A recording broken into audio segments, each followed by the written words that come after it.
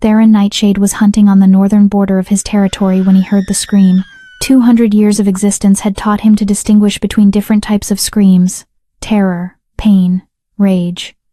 This was all three, compressed into one raw sound that cut through the storm like a blade. It came from above, from Widow's Peak, technically Silverpine Pack territory, but close enough to his borders that the sound carried. He looked up just in time to see a body fall. 300 feet. Straight down. A small figure in civilian clothes, arms flailing uselessly, disappearing into the churning white water of the Shadowvane River at the base of the cliff. The impact, even from a distance, was sickening. No one survived falls like that. No one. Theron's wolf urged him to investigate. This was technically not his business. Silverpine Pack affairs were their own concern. But something about that scream, about the deliberateness of that fall, made him move.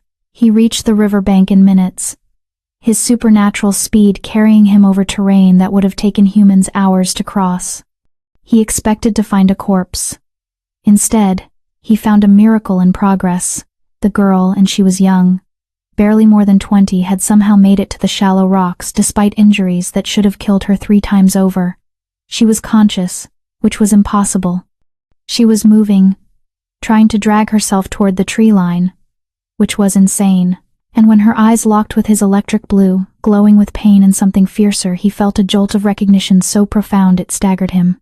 Resonance, the rarest of phenomena, the sign of ancient bloodline meeting ancient bloodline.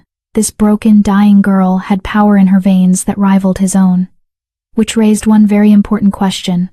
Why was someone with ancient lichen blood falling off cliffs in the middle of storms? "Who are you?" Theron asked, kneeling beside her. "Elena," she rasped. "Elena Ashford. And you need to let me die, please. It's easier if I just... Who did this?" He touched her forehead, felt the wrongness immediately. Suppression, poison, 18 years of systematic sabotage woven through her very DNA. "Who's been dosing you?" "Everyone," she whispered. "My whole pack. They said I was broken. Said I couldn't shift. Said I was worthless." Her eyes started to close. Theron made a decision that would change both their lives forever. "You're not dying today," he said, gathering her into his arms. "Because if someone went through this much trouble to kill you, you must be absolutely terrifying. And I want to see what happens when you wake up angry. This is the story of a murder that failed, and the revenge that didn't. If you want to see Elena wake up angry, and trust me, you do, smash that like button right now. Because what happens when an Alpha King teaches a suppressed wolf how to hunt? Let's find out who pushed her off that cliff." Chapter 1. The Betrayal. The storm had been building all day, dark clouds rolling in from the western mountains like an invading army. By evening, the rain came down in torrential sheets, turning the narrow hiking trail up Widow's Peak into a treacherous river of mud and loose gravel. Elena's boots slipped with every step, her thin cardigan already soaked through, clinging to her small frame like a second skin that offered no warmth. She wiped water from her eyes, squinting into the premature darkness. Her phone buzzed in her pocket, the third reminder of the message that had brought her here. "Meet me at Widow's Peak, 8 p.m. Urgent. We need to talk about the ceremony. D. The mating ceremony. It was supposed to happen in 2 weeks, the culmination of a bond that had been arranged since they were children. Elena and Damien. The future Alpha and his Luna. It should have been the happiest time of her life. Instead, it had become a countdown to her execution. Elena's wolf had never emerged. 22 years old, and she still couldn't shift. In wolf culture, that made her latent, a genetic dead end. The pack elders whispered about it in corners, their disappointment barely masked. Damien's father, Alpha Gideon, had started making pointed comments about strong bloodlines and viable heirs, and Damien himself had grown distant, his touches perfunctory, his kisses cold and brief. She knew what was coming. She'd known for months. But the coward in her had hoped, prayed that love would be enough, that the boy who had defended her against bullies, who had promised her forever under the old oak tree, would fight for her. "Damien?" she called out, her voice snatched away by howling wind. A figure materialized from behind a massive lightning-scarred pine tree. Damien stood with his hands shoved into the pockets of his expensive rain jacket, his dark hair plastered to his forehead. He looked like a statue carved from marble, beautiful, cold, and utterly unreachable. "You came," he said flatly. Not a greeting, just an observation. "Of course I came." Elena's teeth chattered as she spoke, though she wasn't sure if it was from cold or the growing dread in her stomach. She took a hesitant step forward. "Damien, what's wrong? Is it your father? Is the ceremony—" "My father is dying," Damien interrupted, his voice devoid of emotion. Water dripped steadily from his nose and chin. "The healers give him 3 months, maybe less. When he passes, I become alpha of the Silverpine Pack." Elena felt her heart clench. "I'm so sorry. I know you two have had your differences, but the pack needs strength, Elena." He finally looked directly at her, and the emptiness in his gaze made her stomach drop. "They need an alpha who can provide powerful heirs. A Luna who can shift, who can fight, who can lead beside me when I go to war." The words hit her like physical blows. "We've talked about this," she said, hating how her voice wavered. "Dr. Castellan said my wolf could still emerge. Late bloomers aren't unheard of. My bloodline is pure. Damien. The Ashfords have been part of Silverpine for 8 generations. It's not a late bloom." The cruelty in his voice was like a slap. "You're broken. Elena. You're a genetic anomaly.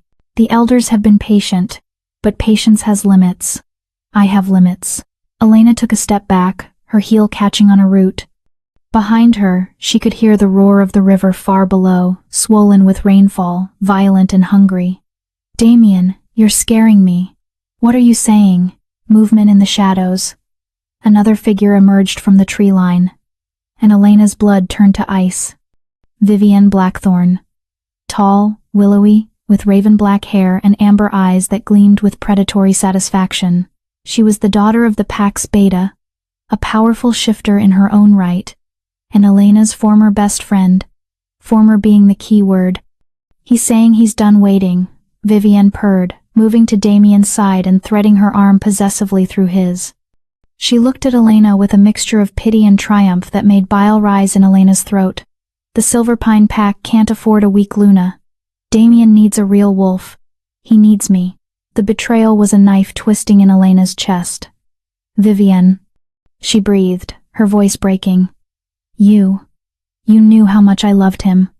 We grew up together. We were like sisters." "Love is a luxury, Elena," Vivienne said, examining her manicured nails as if bored. "Survival is a necessity. Damien needs a mate who can give him strong pups, secure alliances, and fight beside him. You were always going to be left behind. I'm just accelerating the inevitable." "Vivienne is carrying my child," Damien stated, each word a hammer blow. "She's been pregnant for 6 weeks. It's my heir." The world tilted violently.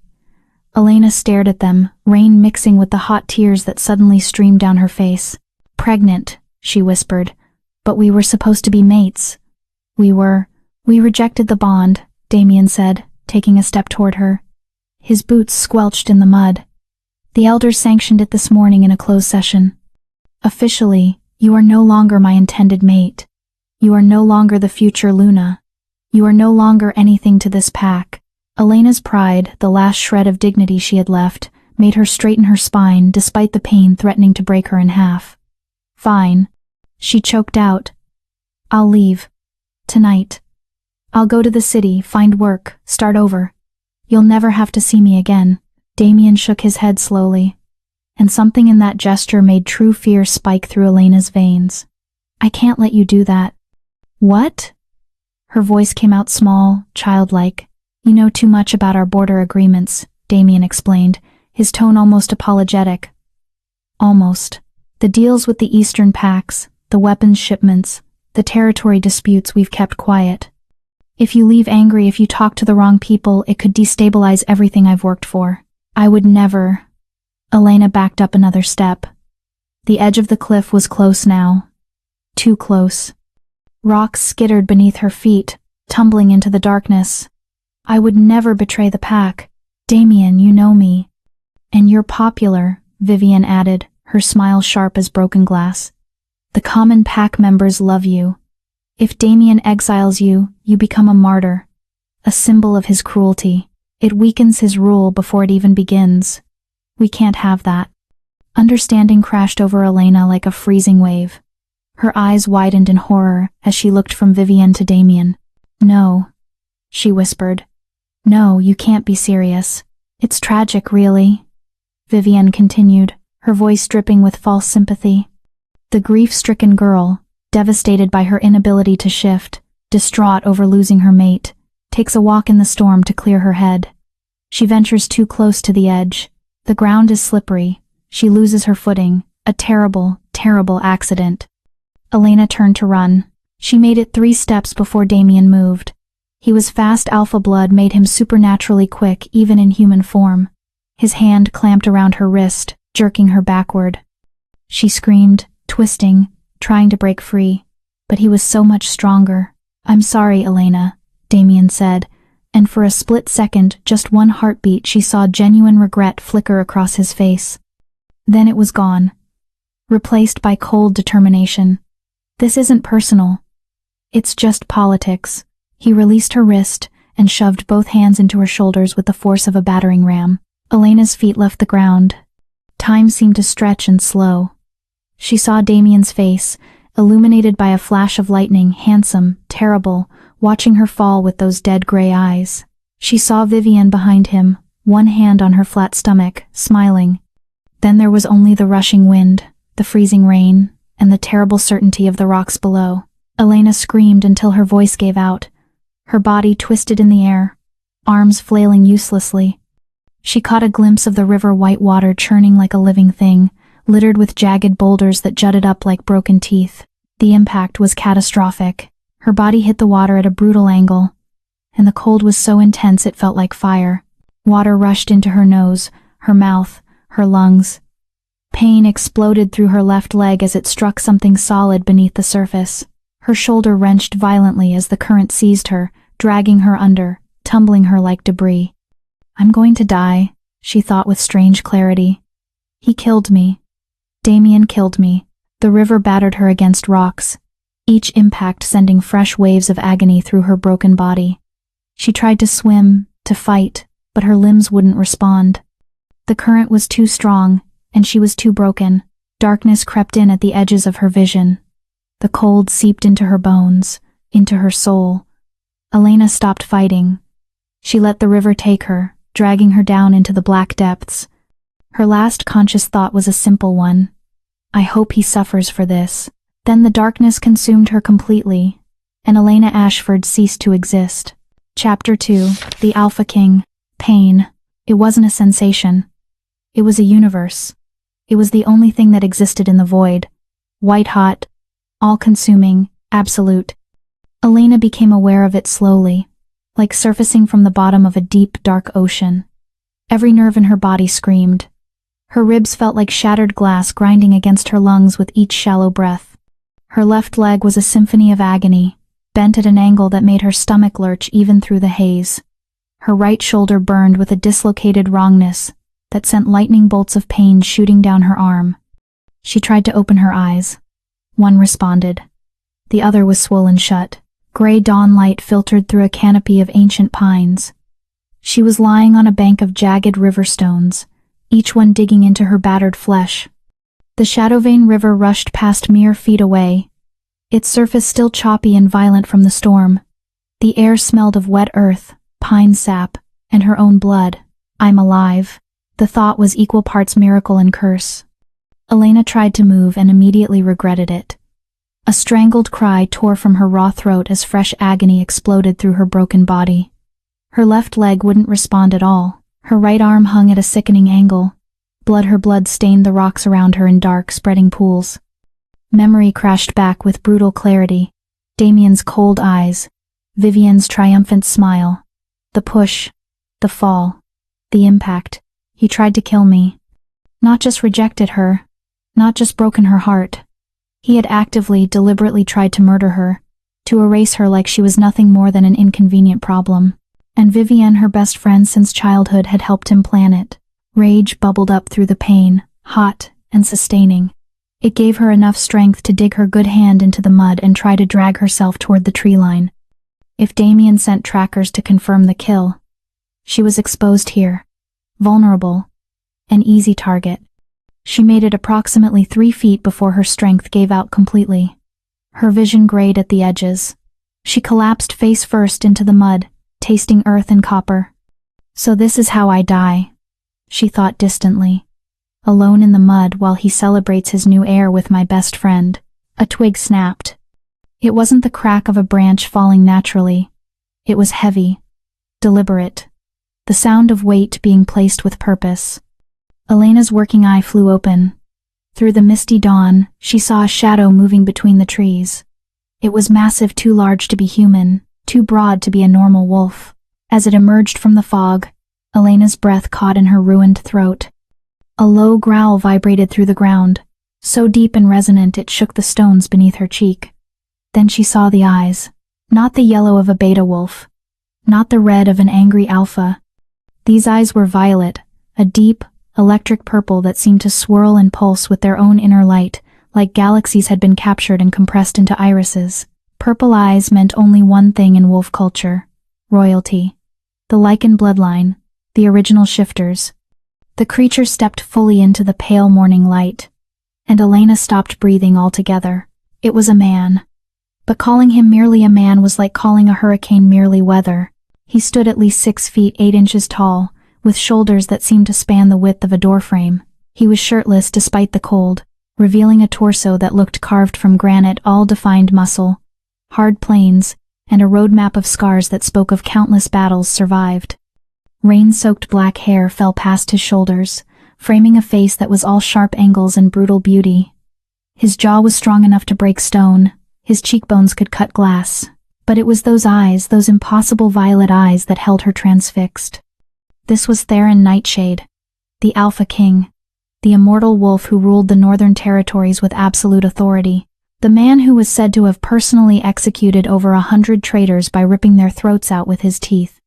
The legend who had fought in the Great Pack Wars 2 centuries ago and emerged as the sole survivor of his bloodline. His territory bordered the Shadowvane River. Elena had washed up on the wrong side of the boundary, and trespassing on Shadowland was punishable by immediate death.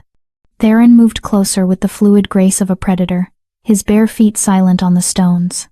He crouched down beside her broken body, and Elena couldn't even flinch away. She was too damaged, too exhausted, too defeated. He studied her with those unnerving violet eyes, his expression unreadable. Then he leaned forward and inhaled deeply, scenting her. "Silverpine," he rumbled. His voice was like rocks grinding together, deep underground, rough, ancient, dangerous. "You smell like betrayal and wet dog." Elena tried to speak, but only a pathetic whimper emerged from her damaged throat.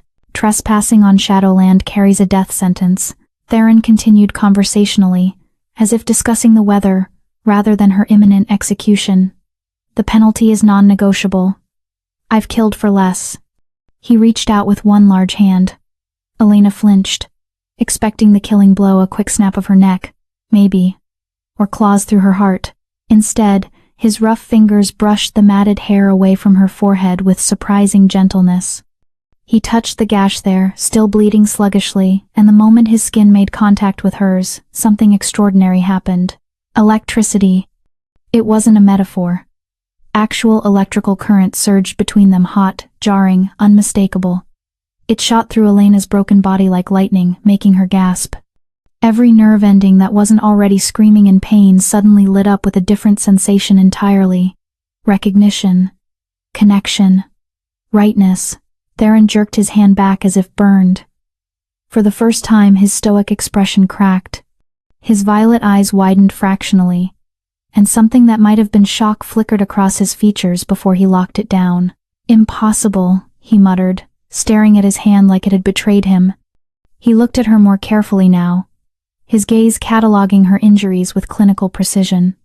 The broken leg twisted at an unnatural angle. The dislocated shoulder. The ribs that were clearly fractured, possibly puncturing internal organs. The bruises blooming across her pale skin like grotesque flowers.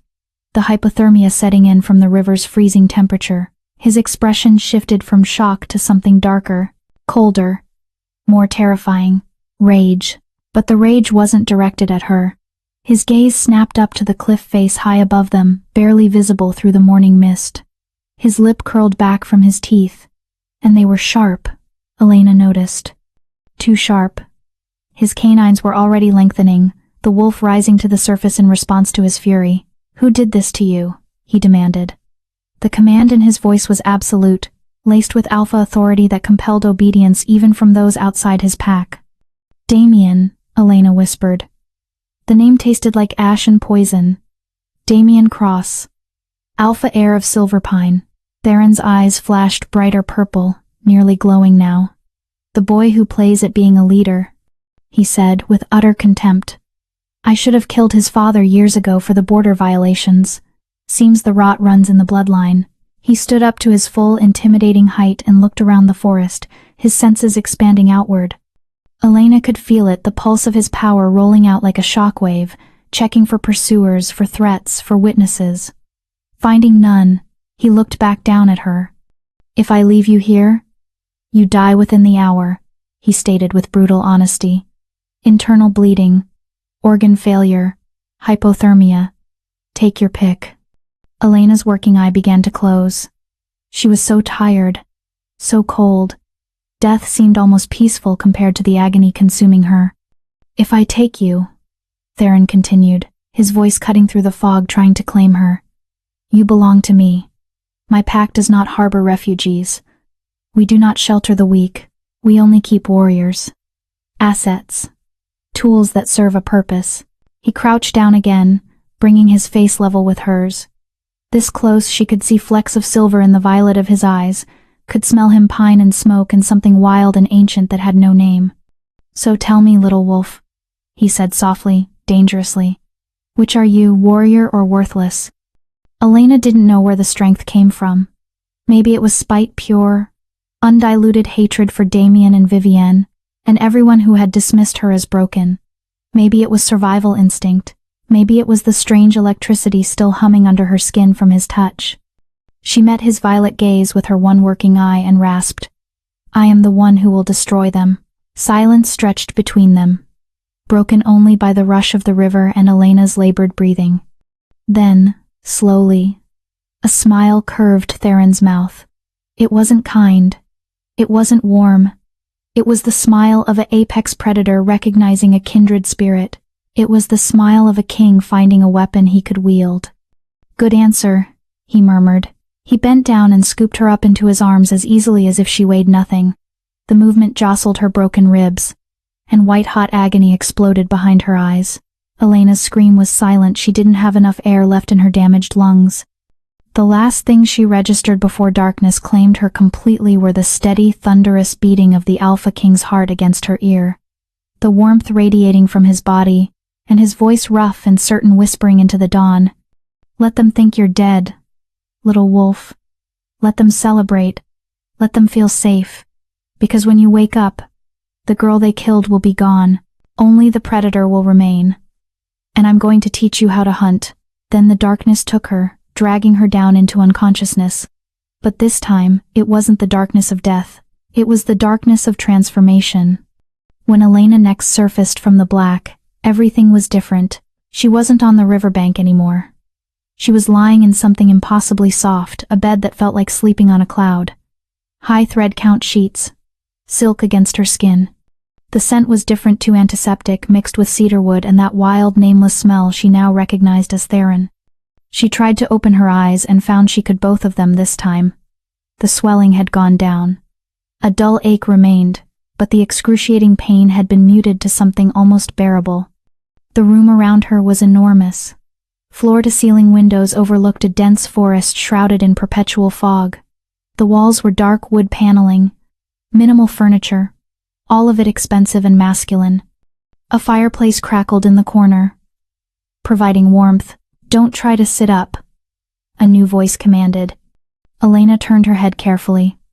A man in a white coat stood beside the bed, adjusting an IV drip connected to her arm. He was older, maybe 60, with silver-rimmed spectacles and kind but weary eyes. "I'm Dr. Bennett," he said, pulling up a chair. Royal physician to the Shadowland Pack. You've been unconscious for 18 hours. Where? Elena's voice came out as a croak. Her throat was raw. Dr. Bennett held up a hand, then offered her a cup of water with a straw. She sipped gratefully, the cool liquid soothing her damaged throat. You're in the Alpha King's private residence, Bennett explained, making notes on a tablet. North Tower, guest suite, or prisoner suite, depending on how you look at it. The king brought you in yesterday morning, half dead and completely hypothermic. He set down the tablet and fixed her with a serious look. You have 3 broken ribs, 2 on the left side, 1 on the right. Fractured tibia. Dislocated shoulder, which I've reset. Severe hypothermia, which we've treated. Concussion. Multiple lacerations and contusions. Internal bruising to your liver and kidneys, though thankfully no ruptures. He paused, letting the extent of her injuries sink in. It is a genuine miracle you're not paralyzed or dead. The fall alone should have killed you. The river definitely should have finished the job. His expression softened slightly. Someone up there must have plans for you. How long? Elena swallowed hard. How long until I can walk? Walk? With physical therapy. Maybe 6 weeks. Fight? Bennett raised an eyebrow. 3 months minimum. And that's being optimistic. Elena's heart sank. 3 months. Damien would be fully established as Alpha by then. Vivienne would be showing her pregnancy. They would have moved on completely, thinking her dead and forgotten. Where is he? She asked. The king? In the council chamber, Bennett replied, standing and checking her vitals one more time. He's been pacing for hours, waiting for you to wake. Most unsettling behavior, actually. He doesn't usually bring home strays. Before Elena could respond, the door opened. The temperature in the room seemed to drop 10 degrees. Theron Nightshade filled the doorway. And even dressed in simple black tactical pants and a dark Henley, he was overwhelming. His violet eyes locked onto her immediately, and that strange electricity sparked again, making her skin tingle. Dr. Bennett bowed his head slightly, a gesture of respect, and quickly excused himself, leaving them alone. Theron pulled a steel chair to the side of the bed with a screech of metal on wood and sat down. He didn't speak immediately, just studied her with those intense, ancient eyes. The silence stretched until Elena couldn't bear it anymore. Why? She asked, her voice still hoarse. Why save me? Why what? His tone was carefully neutral. Why save me? You said yourself I was trespassing. You said the penalty is death. You could have ended me right there on the riverbank. Why bring me here? Why heal me? Theron leaned forward, resting his elbows on his knees. When he spoke, his voice was low and measured. When I touched you in the woods, I felt something. A spark. Do you know what that is? Elena shook her head. It's called resonance, Theron explained. It happens rarely, maybe once in 1,000 encounters. It means your wolf isn't dead, Elena. It's dormant. Deeply, deeply dormant, buried so far down you can't reach it. But it's there. I'm latent, Elena said bitterly, the familiar shame washing over her. That's why Damien. You're not latent. Theron's voice was firm, commanding. You're blocked. Someone put a suppressor on your bloodline when you were young. A curse, or more likely a poison, something designed to keep your wolf caged. Elena stared at him. That's impossible. My parents would never. Your parents were likely protecting you, Theron interrupted. Or someone else was hiding you, because the energy I felt when we touched. His violet eyes bored into hers. It isn't beta blood. It isn't even alpha blood. It's older. Much older. He stood up and walked to the window, his broad back to her as he looked out at his territory. You have the blood of the first Lycans in your veins, Elena. The original shifters, before the bloodlines were diluted. If you shift when you shift, you will be stronger than Damien Cross. Stronger than Vivienne Blackthorne. Possibly. He turned back to face her. A match for me. Elena's mind reeled. Ancient blood? Original Lycans? It was impossible. The Ashford line was old, yes, but not that old. They were common pack members, farmers and craftsmen, not royalty. So that's why you saved me. she said slowly, understanding dawning. To use me as a weapon. Something flickered in Theron's eyes, hurt, maybe, or disappointment, but it was gone too quickly to identify. I saved you because I hate waste, he said, his voice going cold again. And I saved you because I saw fire in your eyes when you said you wanted to destroy them. Raw, undiluted hatred. That kind of rage? It can move mountains, or bring down kingdoms. He walked back to the bed and placed both hands on the railing, trapping her in his gaze. I can heal your body, Elena. I can break whatever block is suppressing your wolf. I can train you to fight, to hunt, to kill without hesitation or mercy. I can forge you into a weapon so sharp that when you finally face Damien Cross again, he'll piss himself before you even touch him. He leaned closer, and Elena's breath caught. But there is always a price, Theron said softly, dangerously. Once you're strong, once you've taken everything I'm offering, you will owe me. You will be my soldier, my weapon. And when I point you at an enemy, you will not hesitate. You will not question. You will strike. Do you understand? Elena thought of Damien's hands on her shoulders, pushing her into the void.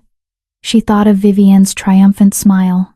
She thought of dying alone in the mud, erased and forgotten like she'd never mattered at all. She met Theron's violet gaze without flinching. I understand, she said, and I accept. Theron's mouth curved into that predatory smile again. Good.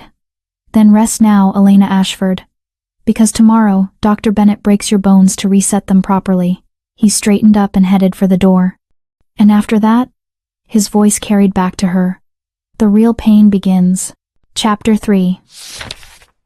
The burning. The next 6 months were not a recovery. They were a demolition and reconstruction of everything Elena thought she knew about pain, endurance, and herself. Dr. Bennett discovered the source of Elena's suppression on day 3. It required extensive blood work, tissue samples, and consultations with ancient texts that hadn't been opened in decades. When he finally had his answer, the fury that rolled off Theron Nightshade was so intense that windows cracked in their frames, and every wolf within a mile radius of the castle dropped to their bellies in instinctive submission. Wolfsbane derivative, Bennett explained, his hands shaking slightly as he showed them the test results in Theron's study. Specifically, a rare neurotoxin extracted from Aconitum lycotonum, the original wolfsbane, not the common garden variety. It's been modified, refined, concentrated. Elena sat in a leather chair by the fireplace, still too weak to stand for long periods. Her ribs were healing, but every breath was still a conscious effort. I don't understand, wolfsbane is poison, it should have killed me. This version doesn't kill, Bennett said grimly. It's far more insidious. It targets the neural pathways that connect human consciousness to wolf spirit. It severs the bond without destroying either side. You remain alive, functional, but completely unable to access your wolf. And someone has been dosing her with this for how long? Theron's voice was deadly quiet, the kind of quiet that preceded violence. Bennett consulted his notes. Based on the concentration in her bone marrow, and the calcification patterns in her neural tissue, I'd estimate 15 to 18 years. Since she was a small child, the room fell silent except for the crackling of the fire. Elena felt numb, detached, like she was hearing about someone else's life. 18 years. Her entire childhood. Her adolescence. Her young adulthood. All of it stolen by slow, deliberate poisoning. Who? She whispered. Who would do this to me? Someone with access to your food or drink, Bennett said. Someone you trusted implicitly. And someone with extensive knowledge of rare toxins and wolf physiology. This isn't something a layperson could create or administer. This required expertise. Theron moved to the window, his massive frame silhouetted against the gray afternoon light. The elders of Silverpine knew what she was, he said, his voice resonant with certainty. They feared an ancient bloodline female would threaten their patriarchal power structure, so they crippled her, kept her weak and dependent. He turned back to face them, and his violet eyes were blazing. They created the very narrative they wanted, the latent wolf, the genetic dead end, the girl not worthy of being Luna, and everyone believed it because they'd been conditioning the pack to see her that way for nearly 2 decades. Elena felt something hot and violent rising in her chest. Not just anger, rage. Pure, crystalline, focused hatred for every person who had smiled at her while slowly destroying her from the inside. "Can you remove it?" she asked Bennett, her voice steadier now. "Can you fix what they did?" Bennett grimaced. "Remove it, yes. Fix it? That's more complicated. The toxin has to be flushed from your system through chelation therapy. It's going to be—" He searched for the right word. "Unpleasant." "How unpleasant?" Elena pressed. The doctor exchanged a glance with Theron. "The process will feel like fire in your veins. Your body will try to reject the treatment. You'll experience fever, convulsions, hallucinations. We'll have to restrain you so you don't hurt yourself during the worst of it, and it will take weeks, possibly months, to fully cleanse your system. Do it," Elena said immediately. "Elena," Bennett started. "Do it," she repeated, her voice harder now. "I've spent 18 years being weak. I'm done. Whatever it takes. Dr. Bennett, start the treatment." Theron studied her from across the room, and for the first time since she'd met him, something like approval softened his harsh features. "You're certain? There's no shame in taking more time to heal from your injuries first." Elena met his violet gaze unflinchingly. "Every day I wait is another day Damien and Vivienne think they won. Another day they feel safe. I want to start now." That predatory smile curved Theron's mouth. "Then we begin tomorrow." They started the chelation therapy at dawn. Dr. Bennett inserted an IV into Elena's arm and began the slow drip of the treatment solution, a cocktail of chelating agents, antitoxins, and what he described as aggressive cellular cleansers. For the first hour, nothing happened. Elena lay in the medical suite, watching the clear liquid flow into her veins, wondering if maybe it wouldn't be as bad as they'd warned. Then the fire started. It began in her arm, at the IV site, a warmth that quickly became uncomfortable heat. The heat spread up her arm to her shoulder, then across her chest like spilled gasoline igniting. Within minutes, every vein in her body felt like it was filled with molten metal. Elena gasped, her back arching off the medical bed. "It burns," she managed through gritted teeth. Oh God, it burns." "I know," Bennett said, his voice professionally calm even as he quickly secured restraints around her wrists and ankles. "That's the chelating agents binding to the toxin and pulling it out of your cells. Your body is fighting back. Try to breathe through it." Breathing was impossible. The fire intensified, spreading to every nerve ending, every cell, every molecule of her being. Elena screamed, a raw sound torn from somewhere primal. Her body convulsed against the restraints, muscles seizing and releasing in rapid succession. The door opened and Theron entered, his expression grim. He pulled a chair to the side of the bed and sat down without a word. "You don't have to stay," Elena panted between waves of agony. Sweat was already soaking through her hospital gown. "I know you have other responsibilities." "I stay," Theron said simply. It wasn't up for debate. The hours that followed were a descent into hell. The fire in her veins gave way to chills so intense her teeth chattered violently, then back to burning. Her fever spiked to dangerous levels. Bennett kept a cold compress on her forehead, constantly replacing it as it heated to body temperature within minutes. She vomited repeatedly until there was nothing left, then dry heaved until her throat was raw. The hallucinations started on day 2. Elena saw her parents dead since she was 10 in that suspicious car accident, standing at the foot of her bed, their faces twisted in disappointment. "You were supposed to be special," her mother's ghost whispered. "We died protecting your secret, and you couldn't even shift." "They're not real." Theron's voice cut through the nightmare. His large hand found hers, his thumb stroking across her knuckles. "Elena, focus on my voice. They're not real." But they felt real. Everything felt real, and wrong, and impossible all at once. On day 4, she tried to claw the IV out of her arm, convinced it was a snake pumping venom into her body. Theron had to physically hold her down while Bennett sedated her. On day 7, she stopped recognizing people. Theron became Damien in her fevered mind. She screamed at him, begged him not to push her, pleaded for mercy that would never come. "I'm not him," Theron said over and over, his voice rough with an emotion she couldn't identify. "Elena, I'm not him. You're safe. You're here. You're going to survive this." Through it all, Through the worst moments when she was certain she would die, when the pain was so intense she wanted to die, Theron stayed. He never left the medical suite. He slept in the chair beside her bed. He held her hand through the convulsions, and talked her through the hallucinations, and caught her when she thrashed so violently she nearly fell off the bed despite the restraints. On day 14, the fever broke. Elena woke to pale morning light streaming through the windows. The fire in her veins was gone. The hallucinations had stopped. She felt weak, wrung out, but clear in a way she'd never experienced before. Like someone had wiped dirt from a window she'd been looking through her entire life. Theron was asleep in the chair, his head tilted back at an uncomfortable angle, dark circles under his eyes. His hand was still wrapped around hers. "You stayed," Elena whispered, her voice hoarse from screaming. Theron's eyes opened immediately, snapping from sleep to full alertness in an instant. He sat up, studying her face with those intense violet eyes. "How do you feel?" "Like I was hit by a truck," Elena admitted. "But different, better, clearer." Bennett bustled in, alerted by monitors that showed her vitals had stabilized. He ran a series of tests, drew blood, checked her neural responses with a series of lights and reflex hammers. Finally, he sat back with a tired smile. "The toxin levels in your bloodstream have dropped by 93%. Your neural pathways are beginning to regenerate. Elena, I think we did it. Your wolf should start to surface within the next few weeks." Elena felt tears prick her eyes, the first tears she'd shed since arriving at Shadowland that weren't from physical pain. "Thank you," she whispered.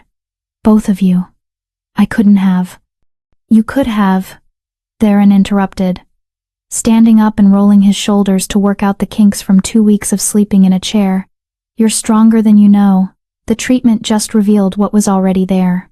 He moved to the door, then paused. "Rest today. Tomorrow we start physical training." "Tomorrow?" Bennett protested. "She needs at least a week to recover from the chelation process." "Tomorrow," Theron repeated, his tone brooking no argument. He looked at Elena. "You said you wanted to start immediately. Did you mean it?" Elena pushed herself up to sitting, ignoring the way her muscles trembled with the effort. "I meant it." "Good." That dangerous smile again. "Tomorrow morning. 6 a.m. The training courtyard. Don't be late." Elena wasn't late. She arrived at the training courtyard at precisely 6 a.m., dressed in the simple black training clothes that had been left in her room. Her body still ached from the chelation, and her injuries, though healing with supernatural speed now that the toxin was gone, still made certain movements painful. But she'd be damned if she showed weakness. The courtyard was a massive outdoor space carved from gray stone, surrounded by high walls. Training equipment lined the perimeter: weights, punching bags, weapons racks, sparring dummies. The ground was packed dirt and sand, designed to cushion falls. Theron was already there, dressed in fitted black training gear that displayed the full intimidating scope of his physique. He was wrapping his hands with athletic tape, moving with the casual grace of someone who'd done this 10,000 times before. "You came," he said, not looking up from his hands. "Did you think I wouldn't? I thought you might be smart enough to take the rest your body needs." He finished wrapping and finally looked at her. But intelligence and stubbornness rarely coexist. Elena bristled. "I'm fine." "You're not fine. You're running on spite and pride." Theron crossed the courtyard to stand in front of her. "But spite and pride can be useful fuel, if channeled correctly. So let's see what you're working with." He gestured to the open space. "Attack me." Elena blinked. "What?" "You heard me. Use whatever you've got. Attack me with the intention to hurt me." "I can't, I'm not trained." "Exactly." Theron's voice was cold, clinical. "You're not trained.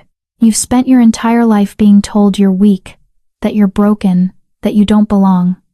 And part of you still believes it. So prove me wrong. Attack me." Elena felt anger kindle in her chest. She stepped forward and threw a punch, awkward, telegraphed, all arm and no body weight behind it. Theron didn't even bother to block it. He simply moved his head 6 inches to the left and her fist sailed past his ear. "Pathetic," he said flatly. Again, Elena threw another punch. He caught her wrist mid-swing, twisted her arm behind her back, and had her face first against the stone wall before she could even process the movement. "You're fighting like a human," he growled in her ear, his body pressed against her back, using his weight to pin her. "Stop thinking. Feel. The wolf is instinct. It's hunger. Find the hunger, Elena." He released her. Elena spun around, and this time the anger was real. Hot, bubbling up from somewhere deep. She attacked again, multiple strikes, trying to be unpredictable. Theron blocked them all with minimal effort, but she noticed he had to actually move now. She was getting faster. "Better," he acknowledged. "But still too controlled. You're afraid of hurting me." "You're the Alpha King," Elena panted. "I couldn't hurt you if I tried." "Probably not," Theron agreed with infuriating calm. "But you're not even trying. You're pulling your punches.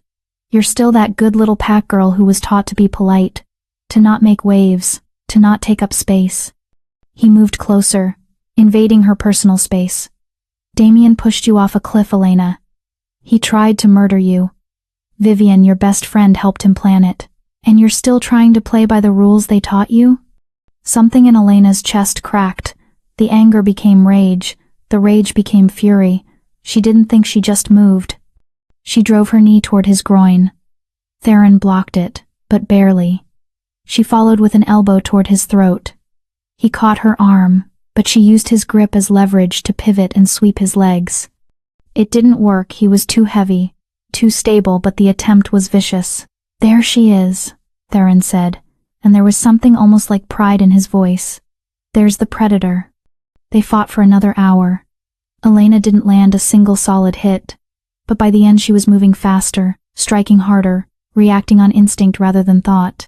When Theron finally called a halt, she was drenched in sweat, gasping for air, her muscles screaming. "Tomorrow," Theron said, barely winded, "we do it again. And the day after that. And the day after that. Until your body remembers what your wolf already knows. You were built to fight." The training became Elena's entire world. 6 a.m. to 8 a.m. Hand-to-hand combat with Theron. 8 to 9, breakfast and recovery. 9 to noon, strength training and conditioning. Noon to 1, lunch. 1 to 4, weapons training, everything from traditional blades to modern firearms. 4 to 6, endurance runs through the forest. 6 to 7, dinner. 7 to 9, tactical studies, learning pack hierarchies, territorial law, combat strategy. 9 p.m., collapse into bed. Repeat. Every day. Elena got a little bit stronger, a little bit faster. The broken bones healed completely. The dislocated shoulder regained full range of motion. The bruises faded, and underneath it all, something else was waking up. She started noticing things she'd never noticed before. Her sense of smell sharpened. She could identify people by scent from 50 yards away. Her hearing became acute enough to pick up conversations through closed doors. Her night vision improved dramatically. Food tasted more intense. Colors seemed brighter. And the hunger Theron kept talking about? She felt it now. A restlessness under her skin, an itching need to run, to hunt, to chase. Her wolf was stirring, pushing against the barriers that had held it down for so long. 3 months into training, something shifted. Elena was sparring with Theron, moving through combinations they'd drilled 1,000 times. She threw a cross, he blocked. She followed with a hook, he ducked. She aimed a kick at his ribs. And suddenly she was fast. Not human fast. Not even alpha fast. She was moving at a speed that blurred the edges of the world. Her kick connected with Theron's ribs before he could react. The impact sent him staggering back 3 steps. They both froze. Theron looked at her, and for the first time since she'd met him, she saw genuine surprise in his violet eyes. He rubbed his ribs experimentally, then smiled that dangerous, predatory smile that still made her heart skip. "Well," he said softly, "she wakes." That night, under the light of a full moon streaming through Elena's bedroom window, the fever hit. It wasn't the sickness of the poison. This was different. This was a burning that started in her marrow and radiated outward, consuming everything in its path. Elena's bones began to crack, to reshape, to elongate. She fell to the floor, screaming as her spine extended, her jaw reformed, her hands twisted into something new. The door burst open. Theron was there in seconds, dropping to his knees beside her. "Let it happen," he commanded, his voice taking on the alpha tone that compelled obedience. "Don't fight it, Elena. Accept the power. Accept what you are." Fur erupted from Elena's skin, white as fresh snow but tipped with silver that seemed to catch and reflect the moonlight. Her muzzle lengthened. Her teeth sharpened. Her human hands became powerful paws tipped with deadly claws. With a final, bone-shattering crack, the transformation completed. Standing in place of the girl was a wolf. But not just any wolf. Elena was massive, easily the size of a female alpha, possibly larger. Her coat was pristine white, fading to silver at the tips, making her look like she was carved from moonlight itself. And her eyes, when she finally opened them, glowed with electric blue fire. The white wolf threw back her head and howled. It was a sound of pain and triumph, of sorrow and joy, of death and rebirth. A sound that echoed across the mountains, carrying for miles, reaching all the way to the borders of Silver Pine Pack territory. In his new office, going through late-night paperwork, Alpha Damien Cross heard that howl. He paused, his pen hovering over a treaty document. Something about that sound made his blood run cold, made his wolf whimper and tuck its tail. He shook off the feeling and went back to work, dismissing it as paranoia. He should have listened to his instincts. Back in Shadowland, Theron stood slowly, his own beast pushing at the surface in response to the power radiating from Elena's wolf. His eyes glowed bright violet as he regarded the white wolf before him. "Beautiful," he murmured. "And terrifying." The white wolf looked at him with those electric blue eyes. Then, slowly, deliberately, she lowered her head, not in submission, but in respect, in acknowledgement. Theron reached out and placed his hand on her massive head, his fingers sinking into impossibly soft fur.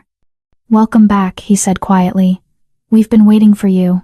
The white wolf huffed in response, a sound that might have been agreement or amusement. Then she threw back her head and howled again, a declaration of war. Let them hear her coming. Let Damien and Vivian know that death was on its way. Elena Ashford was dead. The white wolf had risen to take her place, and blood was about to be paid. Chapter 4. The Summit. The invitation arrived on midnight black parchment, sealed with the gold wax emblem of the High Council, a wolf's head surrounded by 7 stars, representing the 7 founding packs of the Northern Territories. The paper itself seemed to absorb light rather than reflect it, and the calligraphy was done in actual gold ink that shimmered when it caught the firelight. Elena stood in Theron's study, reading the formal script over his shoulder. The scent of him, pine and smoke, and that indefinable wildness had become as familiar to her as her own heartbeat over the past 6 months. "The Winter Solstice Summit," she read aloud. "To be held in the Citadel of Valoria on the eve of the longest night. All pack leaders and their chosen delegates are required to attend to renew territorial treaties and resolve outstanding disputes." Theron sat behind his massive oak desk, fingers steepled beneath his chin. He'd been staring at the invitation for the past 10 minutes with an expression Elena had learned to recognize as strategic calculation. "They'll be there," he said finally. "Not a question. Damien and Vivienne."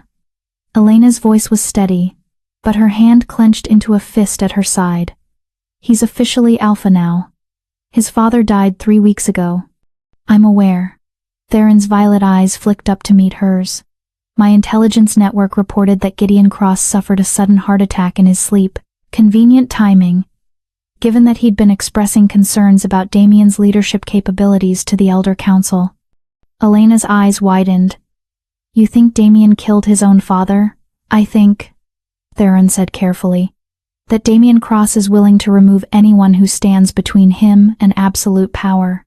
His father, his former mate." He leaned back in his chair, the leather creaking. "Yes, they'll be at the summit. Damien needs to establish himself among the other pack leaders, and Vivian will be at his side, playing the devoted Luna." "Is she actually pregnant?" Elena asked, surprised by how little emotion the question stirred in her now. 6 months ago, the thought would have destroyed her. Now it was simply tactical information. "My sources say no. Theron's mouth curved into a cold smile. She announced a miscarriage 6 weeks ago. Very tragic. Very timely, considering she was never actually pregnant to begin with. She bought herself time to solidify her position, and now she can claim trauma as an excuse for not immediately producing an heir. Elena moved to the window, looking out at the perpetual fog that shrouded Shadowland. Her reflection in the glass showed someone she barely recognized. The fragile girl from 6 months ago had been burned away, replaced by someone harder, stronger, dangerous. Her white blonde hair was longer now, falling past her shoulders in waves. Her body had transformed from soft to lethal, all lean muscle and controlled power. But it was her eyes that had changed the most. They held a coldness that hadn't been there before. A predator's patience. When I see them, Elena said quietly, I'm going to want to shift. I'm going to want to rip out Vivian's throat and make Damien watch. Then I'm going to want to do the same to him. I know. Theron stood and crossed to stand behind her. He was close enough that she could feel the heat radiating from his body, but he didn't touch her. He never touched her anymore, not since the night she'd shifted for the first time. Something had changed between them that night. Something neither of them had acknowledged. But you won't. Elena turned to face him. Why not? Because violence is forbidden at the summit on penalty of pack, exile and execution, Theron said. The Citadel of Valoria is neutral ground, protected by ancient magic and blood oaths older than any living wolf. If you attack them there, you'll be the one who suffers. He reached out and tucked a strand of hair behind her ear the first time he'd touched her in weeks. The contact sent electricity dancing across her skin, just like it had on the riverbank. Besides, he continued, his voice dropping lower, death would be too easy, too quick, too merciful. What I have in mind for them is far worse than a quick kill in a ballroom. Elena's breath caught. What do you have in mind? Theron's smile was absolutely wicked. We're going to destroy them slowly, publicly. We're going to let them see you alive, powerful, beautiful, and completely out of their reach. We're going to make them doubt everything. Make them paranoid. Make them wonder how much you know and who you've told. He moved past her to a cabinet and pulled out a velvet box. Tonight, we play with their minds. We plant seeds of doubt. We watch them crumble from the inside. He opened the box, revealing a necklace that made Elena's breath catch. It was a choker of black diamonds, each stone perfectly cut and radiating dark fire. At the center hung a pendant, a raw, unpolished piece of moonstone, the size of a quail's egg that seemed to glow with its own inner light. This is the Nightshade Sigil, Theron explained. It marks the wearer as under my personal protection, as part of my inner circle. His violet eyes met hers, intense and unreadable. As mine. The word hung in the air between them, heavy with implications neither of them would voice. Wearing this will confuse them, Theron continued, his voice carefully neutral again. They think you're dead. They'll see you alive, transformed, beautiful, and wearing the mark of the most powerful alpha in the territories. It will terrify them. They'll wonder what you've told me, what alliances you've made, what plans we've set in motion. Elena nodded slowly. Psychological warfare. The best kind. Theron moved behind her. May I? Elena lifted her hair, exposing the vulnerable curve of her neck. Theron's fingers were warm as he fastened the clasp, his touch lingering for just a moment longer than necessary. The weight of the necklace settled against her throat, substantial but not uncomfortable. The moonstone pendant rested just above her collarbone, and she could swear she felt it pulse in rhythm with her heartbeat. Perfect, Theron murmured, his breath ghosting across the shell of her ear. You look like a queen. Elena met his eyes in the window's reflection. I thought I was your weapon. Can't you be both? His smile was dangerous and beautiful. We leave tomorrow at dawn. Pack formal attire. The summit is as much about appearances as politics. And Elena? His expression turned serious. No matter what they say or do, you stay in control. We're playing a long game here. Understood? Understood. Elena agreed. But inside, her wolf stirred and snarled, hungry for blood. The convoy of black vehicles that comprised the Shadowland delegation departed at first light. Elena rode in the lead SUV with Theron, while his elite guard 6 of his strongest warriors followed in 2 additional vehicles. The drive to Valoria would take most of the day, cutting through mountain passes and ancient forests that existed in a perpetual state of twilight. Elena wore traveling clothes, black tactical pants, boots, and a fitted leather jacket, but her formal gown hung in a garment bag in the back. She'd seen it when Theron's staff had delivered it yesterday. Silver silk that looked like liquid metal, with a slit up to mid-thigh and a back cut so low it was nearly scandalous. It was a dress designed to make a statement, to command attention, to make Damien Cross choke on his regrets. "Tell me about Valoria," Elena said, as they wound through the mountain roads. She'd never been to the neutral city pack. Members of her status weren't invited to summit events. Theron kept his eyes on the road, but she could tell he was pleased by the question. He'd been training her in politics and pack dynamics along with combat skills. "Valoria is the oldest city in the Northern Territories," he began. "It was founded by the First Lycan Council over 1,000 years ago as a place where disputes could be settled without bloodshed. The city itself is built on a convergence of ley lines, natural channels of magical energy. That energy powers the protection spells that make violence impossible within city limits." "Impossible?" Elena questioned. "Not just forbidden?" "Impossible," Theron confirmed. "If you try to shift with intent to harm, your wolf is suppressed. If you try to strike someone in anger, your muscles lock up. The magic is absolute. It's the only reason packs with centuries-old blood feuds can occupy the same space without immediate warfare." Elena absorbed this. "So we really can't touch them." "Not physically. But words can wound just as deeply. Sometimes more so." Theron glanced at her. "You've gotten very good at finding people's pressure points during your tactical training. Tonight, you use those skills." They arrived in Valoria as the sun was setting, painting the marble city in shades of gold and crimson. The architecture was breathtaking, soaring spires, intricate archways, buildings that looked like they'd been carved from single pieces of stone rather than constructed. Everything gleamed, pristine and timeless. The summit venue was the Grand Citadel, a palace of white marble and gold that dominated the city's highest point. Theron's delegation was shown to a suite of rooms in the East Wing, lavish accommodations befitting his status as Alpha King.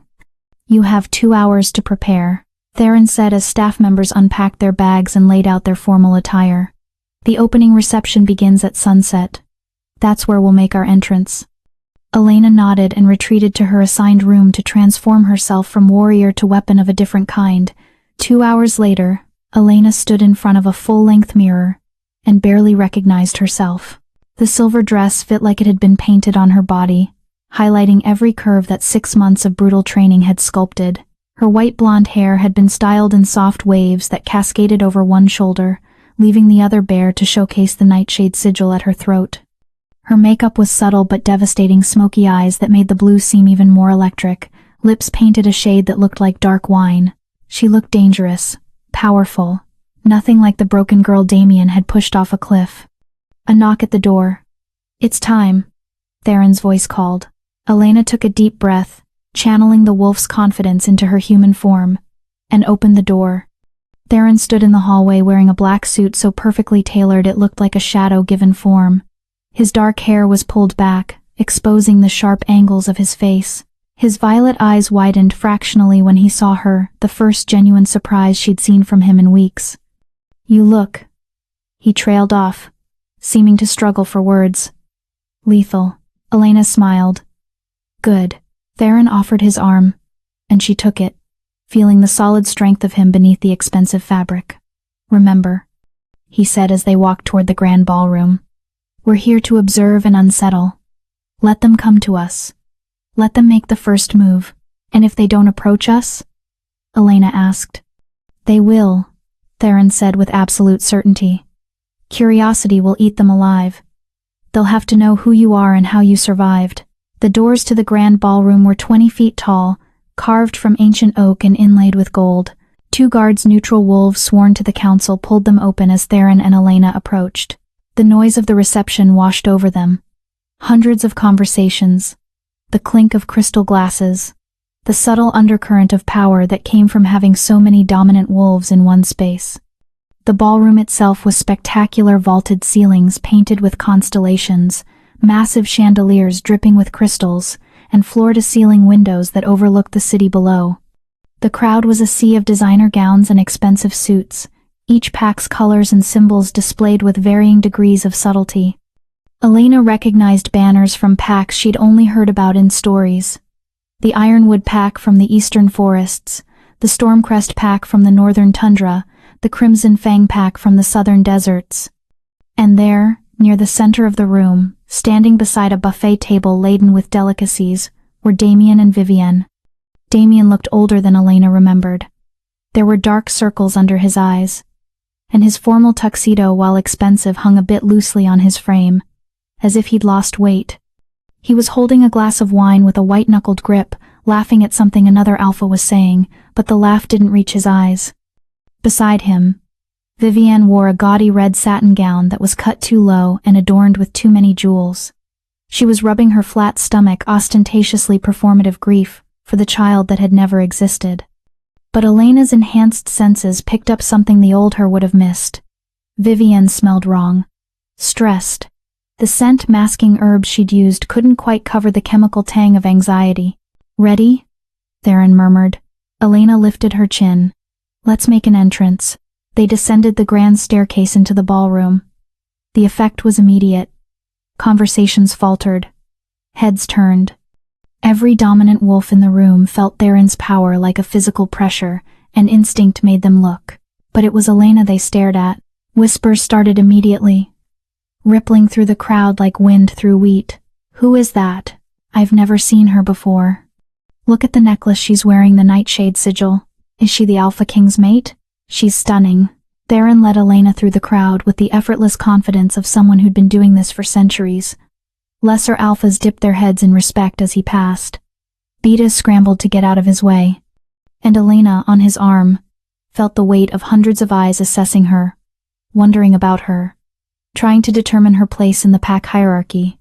They made their way toward the section where the most powerful alphas congregated, the inner circle of wolves who actually made decisions rather than just following them. And that path led them directly past Damien and Vivienne. Theron, as if suddenly noticing them, paused. "Alpha Cross," he said, his voice carrying just enough to be heard by those nearby but not so loud as to draw attention. "I heard about your father's passing. My condolences." Damien turned, and the moment his eyes registered Theron, his face went pale. He set down his wine glass quickly, too quickly, and offered a deep bow. "King Theron, I'm honored. Thank you for your condolences. My father's death was unexpected." "I'm sure it was," Theron said with absolutely no inflection, leaving it ambiguous whether it was sympathy or accusation. Damien's eyes flicked to Elena, drawn by the same magnetic pull that was affecting everyone else in the room. He looked at her face, and she saw recognition flicker. She had the same bone structure, the same basic features as the girl he'd known. But the similarities stopped there. The Elena he'd known was soft, uncertain, forgettable. The woman before him was carved from ice and moonlight, dripping in diamonds that cost more than his entire pack house. "I don't believe we've met," Damien said slowly, his voice uncertain. "I'm Alpha Damien Cross of the Silverpine Pack." Elena let the silence stretch just long enough to be uncomfortable before offering her hand. "Elena Ashford," she said clearly. No title, no pack affiliation, just her name, the name of the girl he'd murdered. Damien's face went from pale to ashen. The wine glass he'd set down tipped over, red liquid spreading across the white tablecloth like blood. His hand shook as he reached for hers, but he didn't take it. He just stared, his mouth opening and closing soundlessly. "Are you quite all right, Alpha Cross?" Theron asked with false concern. "You look like you've seen a ghost." Vivienne pushed forward, her amber eyes narrowing with suspicion and jealousy. "Elena Ashford," she said, her voice sharp. "That's an interesting name. We had a pack member with that name. She died tragically several months ago. Fell off a cliff during a storm." Elena met Vivienne's gaze without flinching, and she let just a hint of blue fire flash in her eyes, a wolf's eyes in a human face, visible only for a second. "How terrible," she said, her voice cool and smooth. "I'm sure her death weighs heavily on those responsible." The emphasis on responsible was subtle but unmistakable. Vivian's face hardened. It was an accident. A tragedy. She was troubled. Couldn't shift. We all tried to help her. But I've heard that story, Elena interrupted, her smile sharp as broken glass. The troubled girl who couldn't shift. The sympathetic pack that tried so hard to help. The tragic accident that was so very convenient for those who benefited from her death. She stepped closer to Vivian, invading her personal space in a way that made the other woman instinctively retreat. But I wonder, do you think the dead stay dead? Do you think betrayal goes unpunished? Do you think gravity is the only thing that doesn't lie? The last phrase, the exact words from the moment Damien had pushed her, hit its mark. Damien stumbled backward, actually stumbling, his face a mask of terror. It's not possible, he whispered. You can't be. Can't be what? Elena asked innocently. Alive? Powerful? Standing here wearing the mark of the Alpha King while you barely hold together a territory that's rotting from the inside out? Theron placed a possessive hand on the small of Elena's back. Careful, my dear, he said, though his eyes gleamed with approval. You're being rude to our hosts. My apologies, Elena said, not sounding apologetic at all. She looked directly at Damien. It's just that I have very little patience for weak leaders who make tragic mistakes. Don't you agree, Alpha Cross? Damien couldn't speak. He was hyperventilating, his eyes wild, looking between Elena and Theron like he was trying to solve an impossible puzzle. We should go, Vivian hissed, grabbing Damien's arm. You need air. You've been working too hard. Oh, I don't think it's overwork, Elena said pleasantly. I think it's guilt. Guilt is such a heavy burden, isn't it? It keeps you up at night. Makes you see things that aren't there. Makes you paranoid. Makes you wonder if that tragic accident you arranged was quite as final as you thought. She leaned in close enough to whisper, her voice audible only to Damien and Vivian. Sleep well, Alpha Cross. Try not to have nightmares about cliffs and rivers and the wolves who don't stay dead. Then she straightened, smiled brilliantly, and took Theron's arm. Shall we, my lord? I believe the Eastern delegation wanted to meet you. As they walked away, leaving Damien and Vivienne in the wreckage of their composure, Elena heard Damien's desperate whisper. It was her. I know it was her. Those eyes, her voice, it's Elena. Elena is dead, Vivian hissed back. You're being paranoid. That's just some woman with the same name. It's a coincidence. There are no coincidences. Damien's voice was rising, attracting attention. She knows. She knows everything. How else would she know about the cliff? About gravity? Their voices faded as Elena and Theron moved deeper into the crowd. You did well, Theron murmured in her ear. Very well. You planted the seeds perfectly. Now we let them grow. Elena smiled, but it wasn't a kind expression. That felt better than I expected. Revenge always does, Theron said. But remember, this is just the beginning. Tomorrow is the ceremonial hunt. That's where things get interesting. What happens in the hunt? Elena asked. Theron's smile was absolutely predatory. You'll see. But I suggest you get a good night's sleep. Tomorrow, you're going to need all your strength. As the reception continued around them, Elena felt her wolf stirring beneath her skin, eager and hungry. She caught one last glimpse of Damien across the ballroom. He was being led away by Vivienne, looking over his shoulder at Elena, with the wide-eyed terror of a man who'd just realized his past had caught up with him. Good, Elena thought viciously. Let him be afraid. Let him lie awake tonight wondering if she was real or a hallucination. Let him doubt everything, because tomorrow, in the woods, she was going to show him exactly how real she was, and exactly how big a mistake he'd made. Chapter 5. The Hunt. Elena woke before dawn to the sound of rain against the windows. For a disorienting moment, she was back on Widow's Peak, standing in the storm with Damien's cold eyes watching her fall.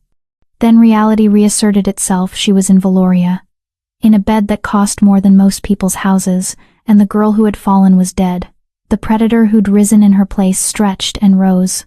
The traditional hunt was scheduled to begin at first light.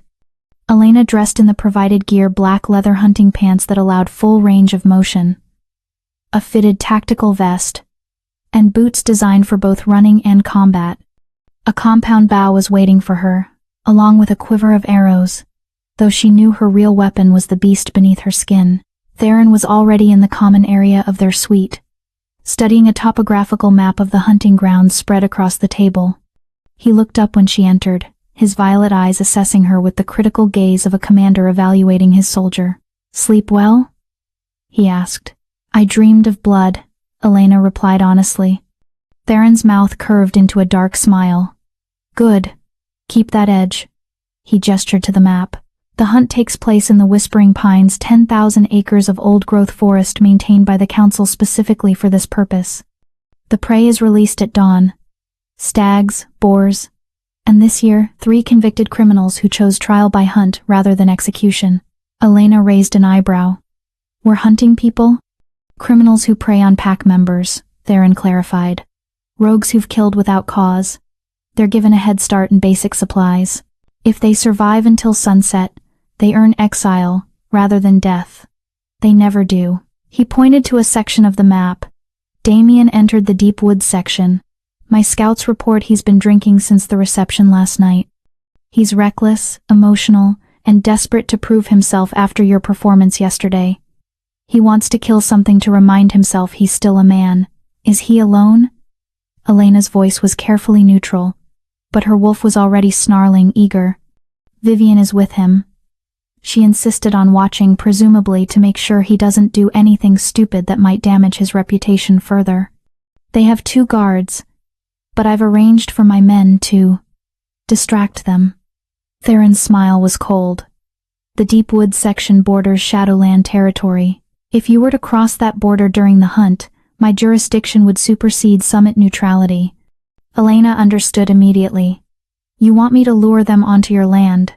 I want you to isolate them, terrify them, and break them psychologically," Theron corrected. "I want Damien Cross to realize exactly what he threw away and exactly how badly he miscalculated." And then his eyes gleamed with something fierce and possessive.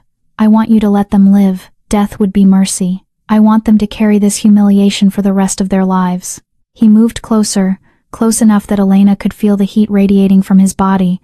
"But Elena," his voice dropped lower, more serious, "if you get in actual danger, if they try to truly harm you, you do whatever is necessary. Your safety matters more than the plan. Understood?" Something warm unfurled in Elena's chest at the genuine concern in his voice. "Understood." Theron reached out and adjusted the nightshade sigil at her throat, his fingers lingering against her skin.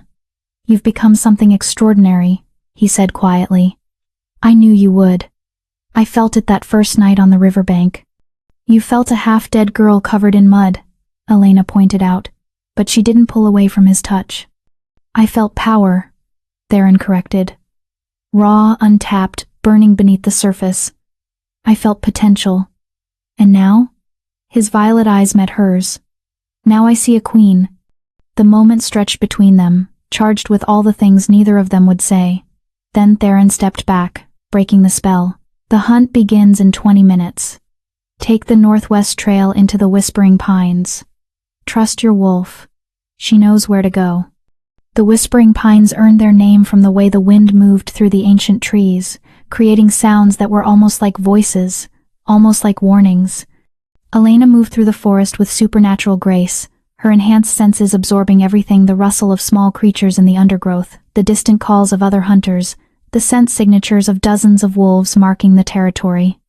And underneath it all, she caught the scent she'd been tracking. Damien. Sour with fear and stale alcohol, mixed with Vivian's chemical anxiety barely masked by expensive perfume. Elena followed the trail deeper into the forest, moving silently despite the thick carpet of pine needles. She could hear them now, about half a mile ahead. Damien's voice, raised in anger, Vivian's sharp responses. She closed the distance carefully, using every technique Theron had drilled into her over the past 6 months. Approach from downwind. Use the terrain for cover. Move when they're distracted. Be the shadow before you're the threat. She found them in a clearing near a rushing stream, a location that made her chest tighten with its eerie similarity to Widow's Peak. Damien was pacing, his hunting bow discarded on the ground. Vivian leaned against a tree, her arms crossed, watching him with barely concealed contempt. "Telling you it was her," Damien was shouting. "I saw her eyes, Vivienne. I know it was Elena. Elena is dead." Vivienne snapped back. "We watched her fall 300 feet into a river full of rocks. No one survives that. You're paranoid and drunk, and you're making us look weak in front of the other packs." She knew things. Damien spun to face her. She talked about gravity, about betrayal, about people who benefit from convenient deaths. How would some random woman know those things? Coincidence, lucky guesses, cold reading. Vivian pushed off from the tree. Or maybe, and here's a thought, maybe your guilty conscience is eating you alive and you're projecting it onto the first blonde woman who looks vaguely similar. "This isn't guilt," Damien snarled. "This is survival instinct. If she's alive, if she told the Alpha King what we did, then we'd already be dead," Vivian interrupted. "Theron Nightshade doesn't play games. If he knew we'd murdered one of his, whatever she is to him, he would have already ripped out our throats. The fact that we're still breathing means we're safe." Elena chose that moment to step out from the tree line. "You're not safe," she said clearly, her voice cutting through their argument like a blade. "You've never been less safe." Both of them froze. Damien's hand went to the hunting knife at his belt. Vivian's eyes widened, darting around the clearing looking for the guards who were supposed to be nearby.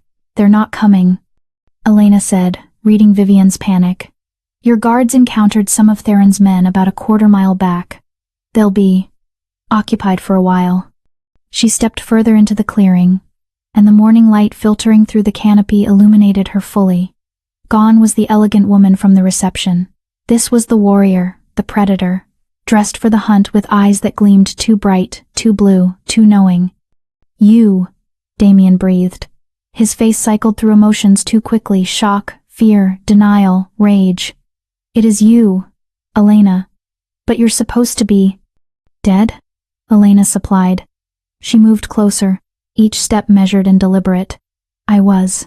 You made sure of that. Your hands on my shoulders. The push. The fall.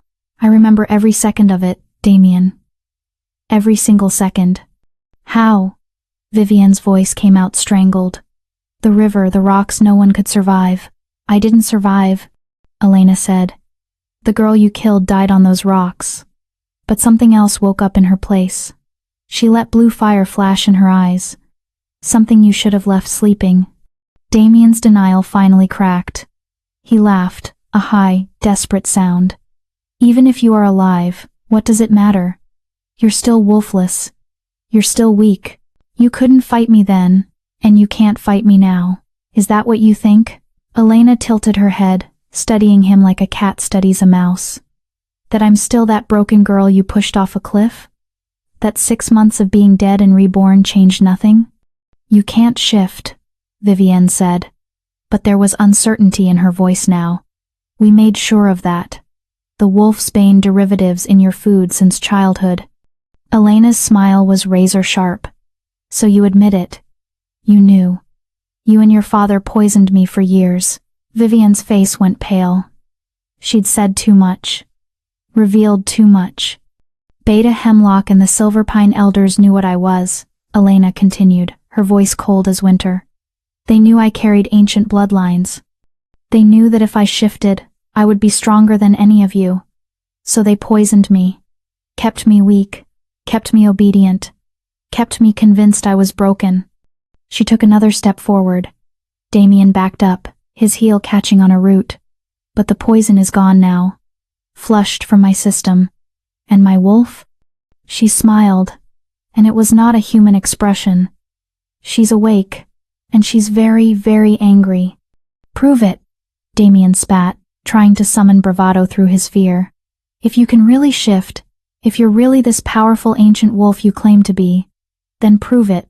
Show me, gladly." Elena didn't give them time to react. She closed her eyes and pulled on the power that lived in her chest, the connection to her wolf that had been severed for so long and was now an unbreakable bond. The transformation was instantaneous, faster than Damien could shift, faster than Vivienne could scream.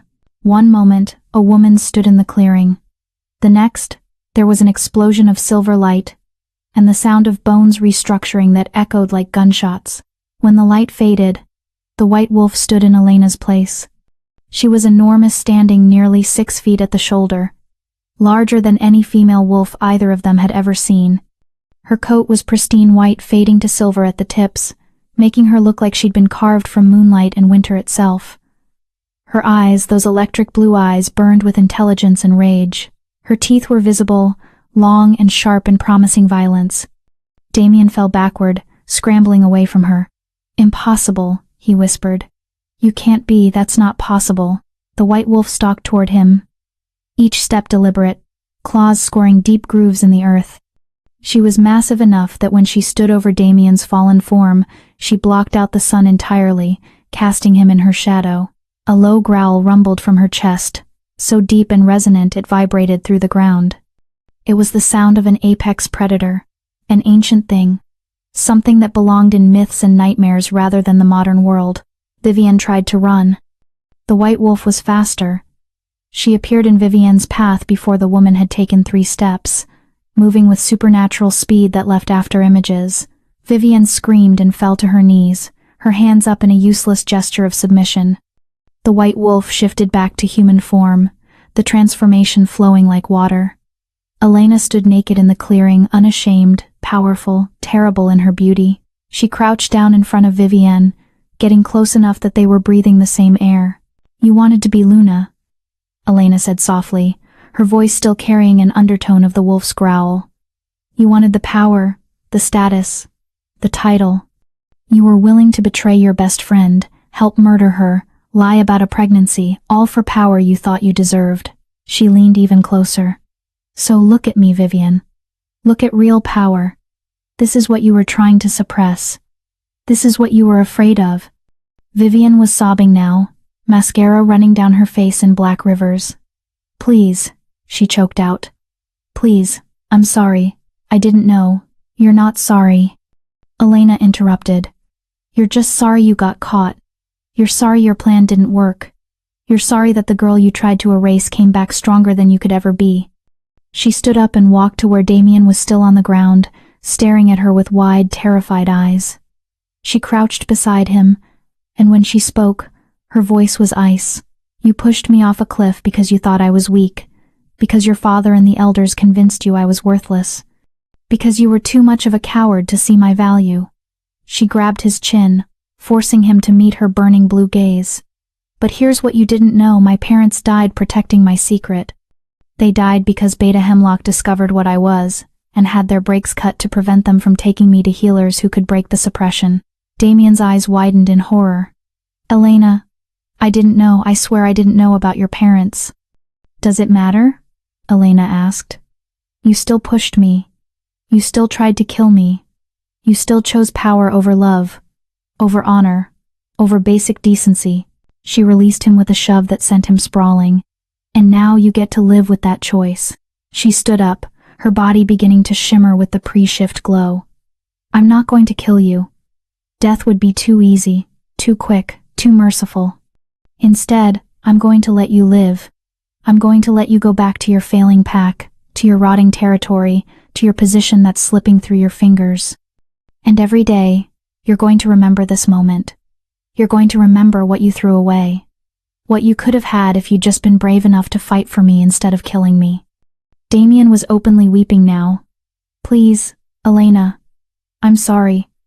I'm so sorry. Give me another chance. I'll reject Vivienne. I'll tell everyone the truth.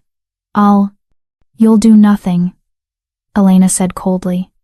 "Because if you breathe one word about me being alive, if you try to use this information against Theron, if you do anything except slink back to Silverpine and pray I never think about you again."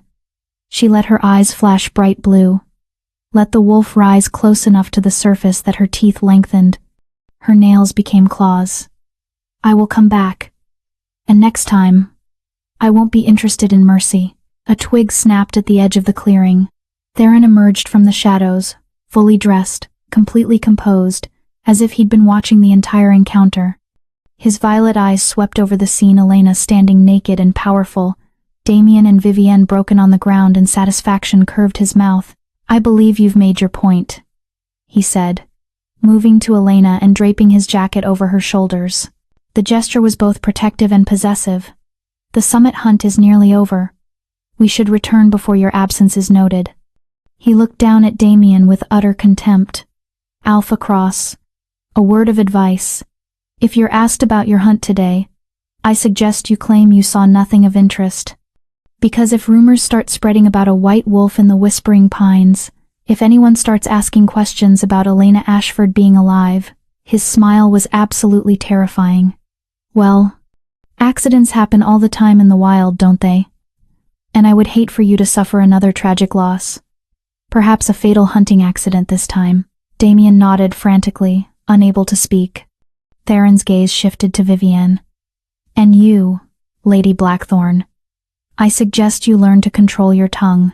The secret you just revealed about the poisoning, about the conspiracy, has been recorded by multiple sources. If anything happens to Elena, if any harm comes to her or to me, that evidence will be released to all the pack leaders. You'll be tried for attempted murder of an ancient bloodline. The penalty for that is death by burning. Do you understand?" Vivienne nodded, still sobbing. "Excellent." Theron wrapped an arm around Elena's shoulders and turned her toward the trail that led back to Valoria. "Come, my dear. Let's leave the trash where it belongs." As they walked away, Elena heard Damien's broken whisper. "What have we done? What have we done?" "Good," she thought viciously. "Let them drown in their guilt. Let them destroy themselves from the inside out." They were halfway back to the Citadel when Elena finally spoke. "Thank you for letting me handle it my way." Theron glanced at her, his expression unreadable. "You didn't need my help. You were magnificent, terrifying and magnificent." "I wanted to kill them," Elena admitted. "My wolf wanted blood. It took everything I had to walk away." "That's what makes you dangerous," Theron said. "Not the rage. Anyone can be ruled by rage. It's the control, the discipline to choose strategy over satisfaction. That's what separates predators from monsters." They walked in silence for a moment before Theron added, "But for what it's worth, if you had killed them, I would have supported your decision, would have helped you hide the bodies, would have told the council whatever story was necessary." Elena stopped walking and turned to face him. "Why?" she asked. "Why do all of this for me? The rescue, the training, the political maneuvering. What do you get out of it, Theron?" Theron was quiet for a long moment, his violet eyes searching her face. When he finally spoke, his voice was softer than she'd ever heard it. 6 months ago, I found a broken girl on a riverbank. I could have walked away. Should have, probably. But when I touched you, when I felt that spark, something in me recognized something in you. Not just the ancient blood, not just the power." He reached out and cupped her face, his thumb brushing across her cheekbone. "I recognized a kindred spirit, someone who'd been betrayed and broken and left for dead, someone who refused to stay down." His expression grew more intense. "I've been alone for a very long time, Elena. Centuries. I've had alliances, relationships, even marriages of convenience. But I've never had an equal. Someone who could stand beside me instead of behind me. Someone who could match my strength with their own." Elena's breath caught. "Theron." "I'm not asking for anything," he interrupted quickly. "I'm not demanding anything in return for what I've given you. You owe me nothing but the service we agreed upon. But I need you to know." He paused, seeming to struggle with words. "You are not a weapon to me. You are not a tool. You are—" A howl cut through the forest. Then another. The hunt was ending, calling all participants back to the Citadel. Theron dropped his hand and stepped back, the moment breaking. "We should go. They'll be expecting us at the closing ceremony." Elena wanted to press, to make him finish that sentence, but she could see he'd already retreated behind his walls again, so she simply nodded and fell into step beside him. But as they walked back toward Valoria and the final summit events, Elena's mind was reeling. Not from the confrontation with Damien and Vivienne that had been cathartic but ultimately just a step in a longer plan. No, she was reeling from Theron's almost confession. From the vulnerability she'd seen in his eyes. From the realization that whatever was building between them was more than just an alliance of convenience. And from the terrifying knowledge that she was starting to feel the same way. The closing ceremony of the Winter Solstice Summit was held that evening in the Grand Ballroom. All pack leaders assembled to renew their territorial oaths and sign the updated treaties that had been negotiated over the 3-day event. Elena stood beside Theron as he signed the Shadowland Accords, presenting a unified front to the other packs. She noticed Damien and Vivienne across the room, both looking haggard and defeated. Damien couldn't meet her eyes. Vivienne stared at the floor. Good, Elena thought. Let them suffer. After the ceremony concluded, as pack delegations began preparing for their departures the following morning, a messenger approached Theron with an urgent missive. Elena watched his expression darken as he read it. What's wrong? She asked quietly. News from Silver Pine, Theron said grimly. Beta Hemlock has been found dead in his office. Apparent suicide wolfsbane poisoning. But the circumstances are suspicious. Elena felt ice slide down her spine.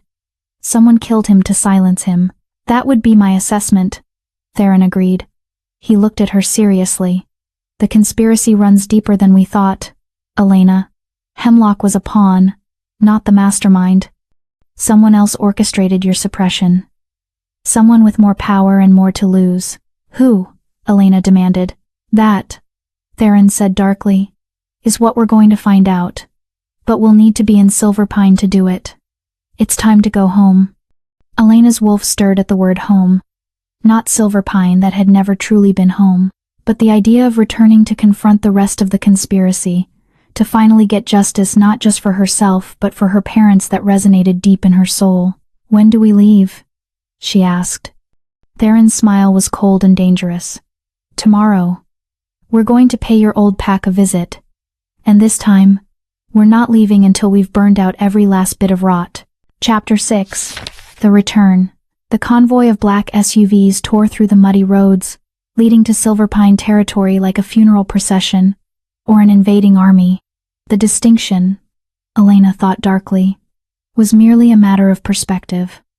Rain had returned, turning the world into varying shades of gray and brown.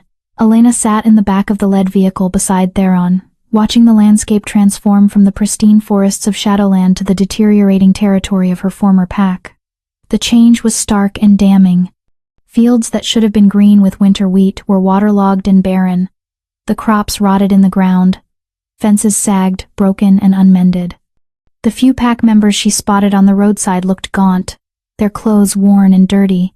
One old woman watched their convoy pass with hollow eyes that held no hope, only weary resignation. It's worse than I thought, Elena murmured, her enhanced vision picking up details she would have missed as a human. The land is dying. The land reflects its ruler, Theron said, his voice carrying no sympathy. When an alpha is corrupt, when leadership is built on betrayal and murder, the territory itself rejects them. It's the oldest law of our kind, the wolf and the land are one. Poison one, poison both. He gestured to a field where diseased livestock stood in ankle-deep mud. Damien Cross has been alpha for 3 months. In that time, crops have failed, game has migrated away, and the river, he pointed to a glimpse of the shadow vein visible through the trees, has turned brackish near Silver Pine borders. Nature is punishing them. Because Damien killed his fated mate, Elena said softly.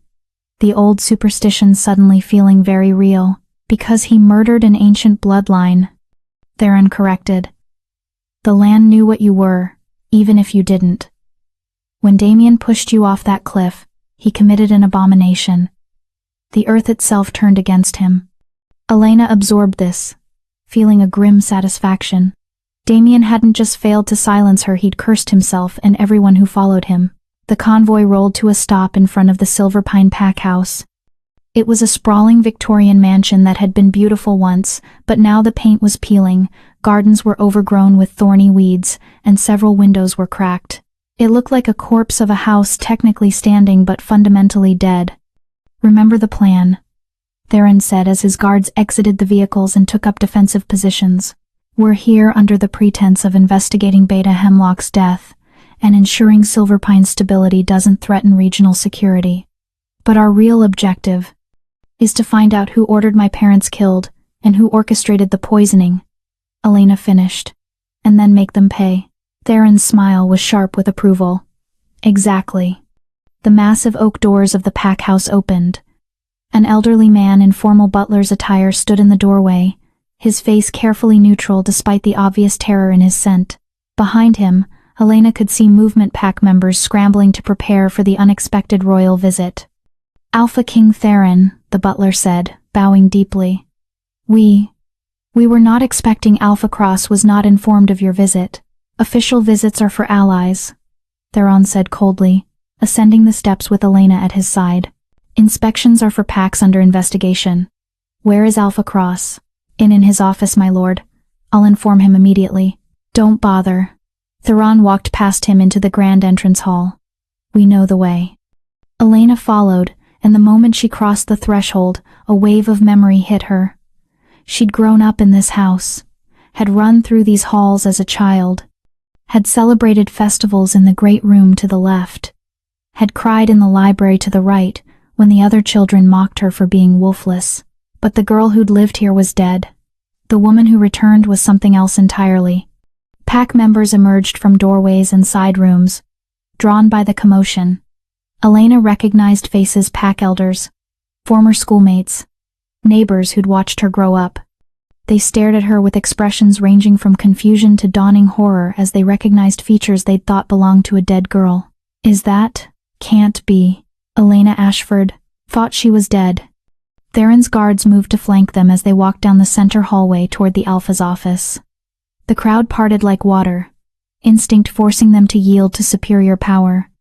Damien's office door was closed. Theron didn't knock. He simply placed his hand on the doorknob and sent a pulse of Alpha authority through it that shattered the lock. The door swung open with enough force to crack against the wall. Damien was behind his desk, paperwork spread before him, a glass of whiskey within reach despite the early hour. He looked up sharply, and when he saw Theron and Elena framed in the doorway, the blood drained from his face. King Theron, he stammered, rising quickly and nearly knocking over his drink. We weren't expecting. What brings you to Silverpine? Justice, Theron said simply. He entered the office without invitation, and Elena followed. His guards remained in the hallway, preventing anyone from entering or leaving. Damien's eyes darted to Elena, then away, as if looking at her too long might turn him to stone. I don't understand. Justice for what? For Beta Hemlock's murder, Theron said, moving to the window and looking out at the deteriorating territory. For the systematic poisoning of an ancient bloodline. For the assassination of Alpha Nathaniel and Luna Margaret Ashford 18 years ago. Should I continue? Damien's mouth opened and closed soundlessly. Finally, he managed. Beta Hemlock's death was ruled a suicide. The investigation is closed. The investigation you closed, Elena said, speaking for the first time. Her voice was cold, controlled, nothing like the soft-spoken girl Damien remembered. How convenient. The man who orchestrated my poisoning dies right after his conspiracy is exposed, before he can be properly questioned, before he can reveal who was truly pulling the strings. She moved closer to Damien's desk, and he instinctively backed away, until he hit the wall. But here's what you didn't consider, Damien. Hemlock kept records, very detailed records, and they've been recovered. This was partially a bluff. Theron's people were currently searching Hemlock's residence and office, but Damien didn't need to know that. I don't know what you're talking about, Damien said, but his voice shook. Elena, if this is about what happened at the summit, I'm sorry. I panicked. I didn't know what to say. This isn't about the summit, Elena interrupted. This is about 18 years of poisoning. This is about my parents being murdered because they discovered what was being done to me. This is about a conspiracy that goes far beyond one corrupt beta. She leaned forward, placing both hands on his desk. Who gave the order, Damien? Who told Hemlock to suppress my bloodline? Who arranged my parents' accident? I don't know. Damien's voice rose, panic making it sharp. I swear I don't know. My father never told me about any conspiracy. Hemlock arranged everything. He said you were latent, that it was natural, that your father knew. A new voice said from the doorway. Everyone turned. An elderly woman stood there, bent with age but with eyes that were sharp and knowing. Elena recognized her. Elder Moira, the oldest member of the Pack Council. She'd been ancient when Elena was a child, and she looked even more withered now. Elder Moira, Theron said, his voice carefully respectful. The old woman might look frail, but she carried the authority of age and tradition. You have information. I have the truth, Moira said, shuffling into the room with the aid of a carved wooden cane. And it's time it came to light. I'm too old to carry this poison anymore. She fixed Damien with a disgusted look. Your father, Alpha Gideon, ordered Elena's suppression. He and Hemlock discovered what she was when she was 4 years old during a routine health screening. Her blood showed markers of the ancient lichen strain. Gideon was terrified. A female with that bloodline would be stronger than any male alpha, would challenge the patriarchal succession, would threaten everything the old guard had built. Elena felt rage building in her chest, but she forced herself to remain still, to listen. Gideon convinced Hemlock to begin the poisoning, Moira continued. Small doses of modified wolfsbane in her food and vitamins, just enough to sever the connection to her wolf without killing her human side. They planned to keep her suppressed until she was of mating age, then marry her to Damien to secure the bloodline while keeping her powerless. But my parents found out, Elena said, the pieces clicking together. Moira nodded. Nathaniel Ashford was smarter than Gideon gave him credit for. He noticed Elena wasn't developing like other pups. Started asking questions. Demanded answers. Threatened to take Elena to the healers in the north who would discover the suppression. The old woman's voice grew heavy with sorrow. So Gideon arranged the accident, made it look like brake failure on a mountain road. Nathaniel and Margaret died instantly. The room was silent except for the sound of rain against the windows. Elena felt like she couldn't breathe, couldn't think. Her parents hadn't just died, they'd been murdered, executed for trying to protect her. You knew, Elena whispered, her voice deadly quiet. You've known for 18 years, and you said nothing? I was a coward, Moira admitted. I voted against the suppression when Gideon first proposed it to the Elder Council. But I was outvoted 3-1. And after your parents died, after I saw what Gideon was willing to do, I was too afraid to speak up. I told myself I was protecting the other pack members. That staying silent was the price of keeping everyone else safe. She looked at Elena with ancient, tired eyes. I am sorry, child. Sorrier than you can know. But sorry doesn't bring back the dead. It doesn't undo 18 years of poison. It doesn't restore what was stolen from you. Elena turned to Damien. Did you know? Did you know your father murdered mine? No. Damien's face was ash gray. I swear, Elena. I didn't know until just now. I thought your parents' death was an accident. I thought you were naturally latent. My father told me you were a liability for genetic reasons, that our pups would be weak. But he never told me. His voice broke. I'm a monster. I pushed you off that cliff because I believed his lies. I killed you for nothing. For a throne built on murder and deception. You didn't kill me, Elena said coldly. You tried to. There's a difference. And that difference is why you're still breathing. She straightened and looked at Theron. Where are the other elders? The ones who voted with Gideon? Dead, Moira supplied. Elder Thorne died of old age 4 years ago. Elder Silas had a stroke last year. Only Elder Benedict remains, and he's in the care facility on the north side of the property. His mind is gone, he doesn't remember his own name, much less decades-old conspiracies. How convenient, Elena said bitterly. Everyone who could face justice is already gone. Not everyone, Theron said. His violet eyes were cold with calculation. Gideon Cross is dead, but his estate remains. His assets. His legacy. He looked at Damien. How much of your pack's current resources came from your father's accumulated wealth? Damien looked confused by the question. Most of it. My personal accounts, the pack operating funds, the property deeds, it all passed to me when he died. Why? Because Theron said with dark satisfaction. Under ancient pack law, assets acquired through crimes against the Lycan bloodline are forfeit. Every coin Gideon earned while suppressing Elena, every property he bought, every investment he made, all of it is illegally obtained and subject to seizure. Damien's face went white. You can't, that's everything. That's the entire pack's financial foundation. Then you should have chosen your father more carefully, Theron said without sympathy. He pulled out his phone and sent a quick message. My lawyers will be here tomorrow to begin the asset recovery process. Everything Gideon owned now belongs to Elena as restitution for crimes against her person and bloodline. But the pack members, Damien protested desperately. They had nothing to do with this. They're already starving. If you take everything, the pack members will be given a choice, Elena said, and everyone turned to look at her. They can remain under your leadership, Damien, in which case they share your fate. Or, she paused, letting the word hang, they can swear loyalty to me. The room went silent. You? Damien breathed. You want to take over Silverpine? I want justice, Elena corrected.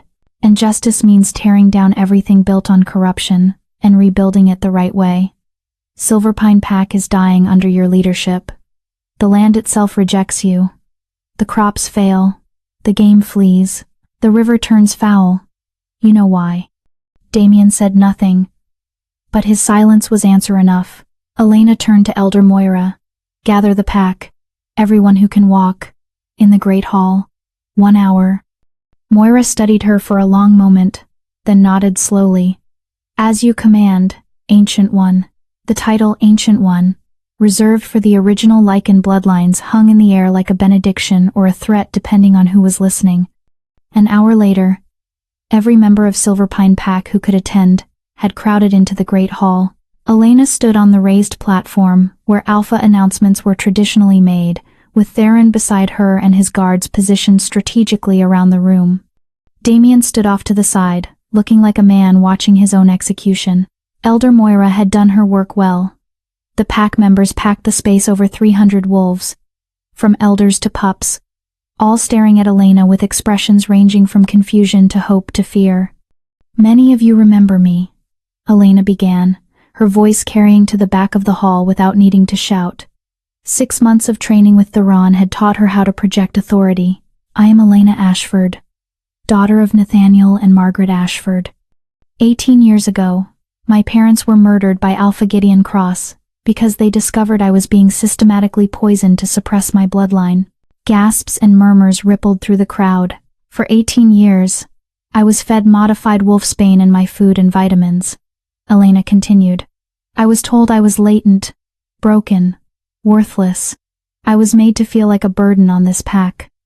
And when I became an inconvenience to Damien Cross's political ambitions, she gestured to the pale Alpha.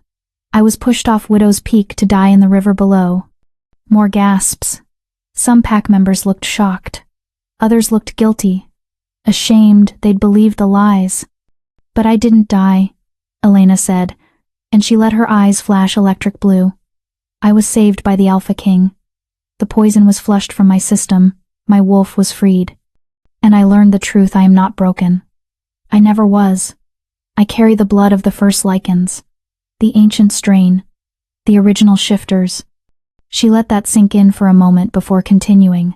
Silverpine Pack is dying. Your crops fail. Your livestock sicken. Your river turns toxic. You know why, even if you don't want to admit it. The land rejects corrupt leadership. Nature punishes those who betray the sacred bonds of pack and mate. Elena's voice hardened. Damien Cross pushed his fated mate off a cliff. He tried to murder an ancient bloodline. And whether you knew about the conspiracy or not, you've all benefited from it. You've all accepted his leadership. You've all looked away while your territory rotted. The pack members shifted uncomfortably, unable to meet her gaze. So here's what's going to happen, Elena said.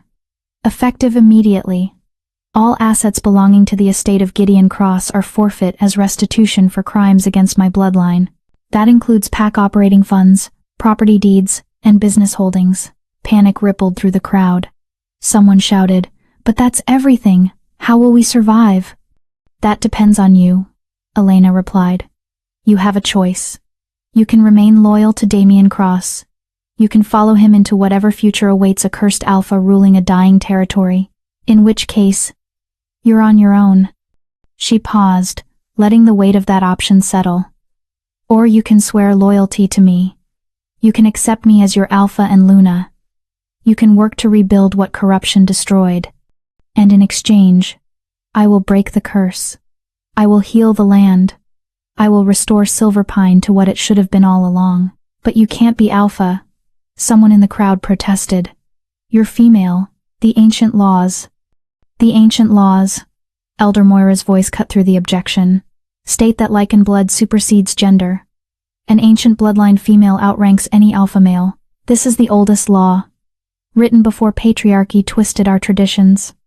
Elena inclined her head in, thanks to the elder, then addressed the pack again. I'm not asking you to decide right now. I'm giving you 3 days. 3 days to think about what kind of pack you want to be. 3 days to decide if you want leadership built on lies and murder, or leadership built on truth and strength. She stepped forward to the edge of the platform. But know this: if you choose me, I will not be a soft leader. I will not tolerate betrayal. I will not accept weakness. I will demand loyalty, discipline, and hard work.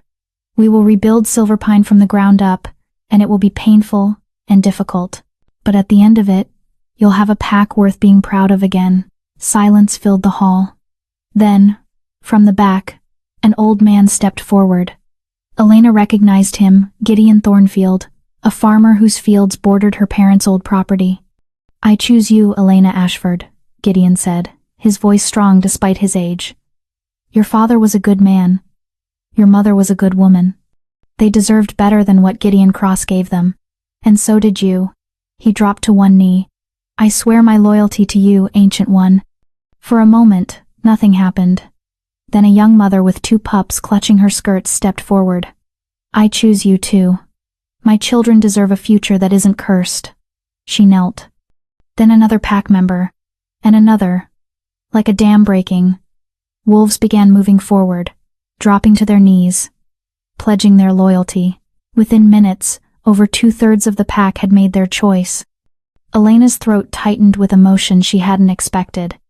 These people, many of whom had ignored or pitied her for years, were now looking at her as their salvation. When the movement finally stopped, approximately 80 wolves remained standing. They clustered around Damien, loyalty or fear or stubbornness keeping them tethered to the fallen alpha. Elena looked at them without judgment. You've made your choice. You have until dawn tomorrow to gather your belongings and leave Silverpine territory. Anyone found within pack borders after sunrise will be treated as a rogue and dealt with accordingly. Damien looked at the wolves who'd remained loyal to him, barely a quarter of his pack, and something in him seemed to break. He looked at Elena with hollow eyes. What about me? Do I leave too? Elena considered him for a long moment. Part of her, the wounded girl who'd loved him, wanted to show mercy. But the wolf, the predator, the ancient blood in her veins demanded something else. You stay, she said finally. You stay and watch everything you thought was yours slip through your fingers. You stay and see what Silverpine becomes under real leadership. You stay and live with the consequences of your choices every single day. She stepped closer to him. You wanted power, Damien. You killed for it. So I'm giving it to you, the power of knowledge. You get to know, every day for the rest of your life, that you had something precious and you threw it away, that you could have been great, and you chose to be small. That's your punishment. Not death. Not exile. Just truth. Damien's face crumpled, tears streaming down his face. I'm sorry, he whispered. Elena, I'm so sorry. I know, Elena said, and she walked away. That night, Elena stood in what had been her parents' room. Theron had offered to let her stay in the master suite, now hers by right, but she'd wanted this space instead. The room where she'd gone as a child when she had nightmares. The room that still smelled faintly of her mother's lavender perfume and her father's pipe tobacco. A knock at the door. Come in, she called. Theron entered, carrying 2 glasses of whiskey. He handed her one and leaned against the wall, studying her in the dim lamplight. You did well today, he said. Better than well. You gave them a queen. I gave them a choice, Elena corrected. They made me a queen. Is there a difference? Theron's mouth curved in a slight smile. Elena sipped the whiskey, letting the burn ground her. Did you always know? That I'd end up here? That I'd take over Silverpine?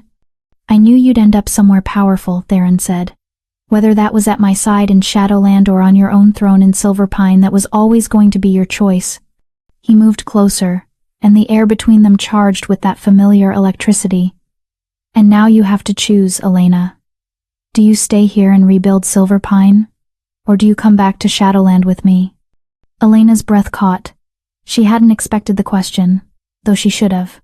You said I owed you service, that I was your weapon.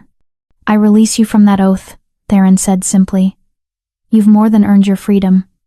You can stay here, rule your pack, live your life. I won't hold you to an agreement made when you were broken and desperate. And if I want to come back? Elena asked, her heart hammering. If I want to be in Shadowland? Theron's violet eyes burned into hers. Then you come back not as my weapon, not as my soldier, not as someone who owes me a debt. He reached out and cupped her face, his touch achingly gentle. You come back as my equal, my partner, my. He stopped, seeming to struggle with the word. Your mate? Elena finished for him. Theron's breath caught. I didn't want to presume. You've been through so much. The last thing I wanted was to pressure you into. Elena kissed him. It wasn't tentative or questioning. It was claiming, possessing. The wolf in her recognizing the wolf in him and demanding acknowledgement. Theron made a sound low in his throat and pulled her closer, his hands tangling in her hair as he kissed her back with months of restrained desire finally unleashed. When they finally broke apart, both breathing hard, Elena smiled up at him. I choose both, she said. I rule Silverpine, but I live in Shadowland, with you, as your mate, and your equal. The logistics of that will be complicated, Theron said. But he was smiling, genuinely smiling in a way she'd never seen from him. Good thing we're both very good at complicated, Elena replied. Theron laughed, actually laughed, and kissed her again. Good thing indeed. Chapter 7, The Coronation. 3 weeks later, the transformation of Silverpine Pack was already visible. The physical changes were subtle but undeniable. The river ran clearer, the fields seemed less waterlogged, and the oppressive atmosphere that had hung over the territory like a shroud had begun to lift. But the real transformation was in the people. Elena stood in what had been Gideon Cross's office, now stripped of its dark wood paneling and heavy masculine furniture, replaced with lighter colors and windows thrown open to let in fresh air and sunlight. Maps covered one wall, detailed plans for crop rotation, irrigation systems, and infrastructure repairs. On her desk sat reports from work crews, budget projections, and a growing list of pack members who'd requested audiences to air grievances that had been ignored under previous leadership. You've barely slept in 2 weeks, Theron's voice came from the doorway. He leaned against the frame, dressed in simple black tactical gear, having just returned from a border patrol with his guards. Even wolves need rest, Elena. I'll rest when the coronation is over, Elena replied, not looking up from the water rights treaty she was reviewing. There's too much to do. The irrigation channels need to be dredged before spring planting. The pack house needs structural repairs. And I still haven't resolved the dispute between the Thornfield and Morrison families over grazing rights. Theron crossed the room and physically removed the document from her hands. The grazing dispute has existed for 40 years. It can wait another day. You, however, cannot keep pushing yourself like this. You're running on fumes and stubbornness. Elena wanted to argue, but a wave of exhaustion hit her so hard she swayed slightly. Theron caught her, his strong hand steadying her. When did you last eat? He demanded. Breakfast, I think. Elena rubbed her eyes. Maybe yesterday's breakfast? Impossible, woman, Theron muttered, but there was affection in his voice. He guided her to the leather couch against the wall and physically sat her down. Stay. I'm getting you food, and you're going to eat it, while I explain why you're going to delegate more. I can't delegate, Elena protested.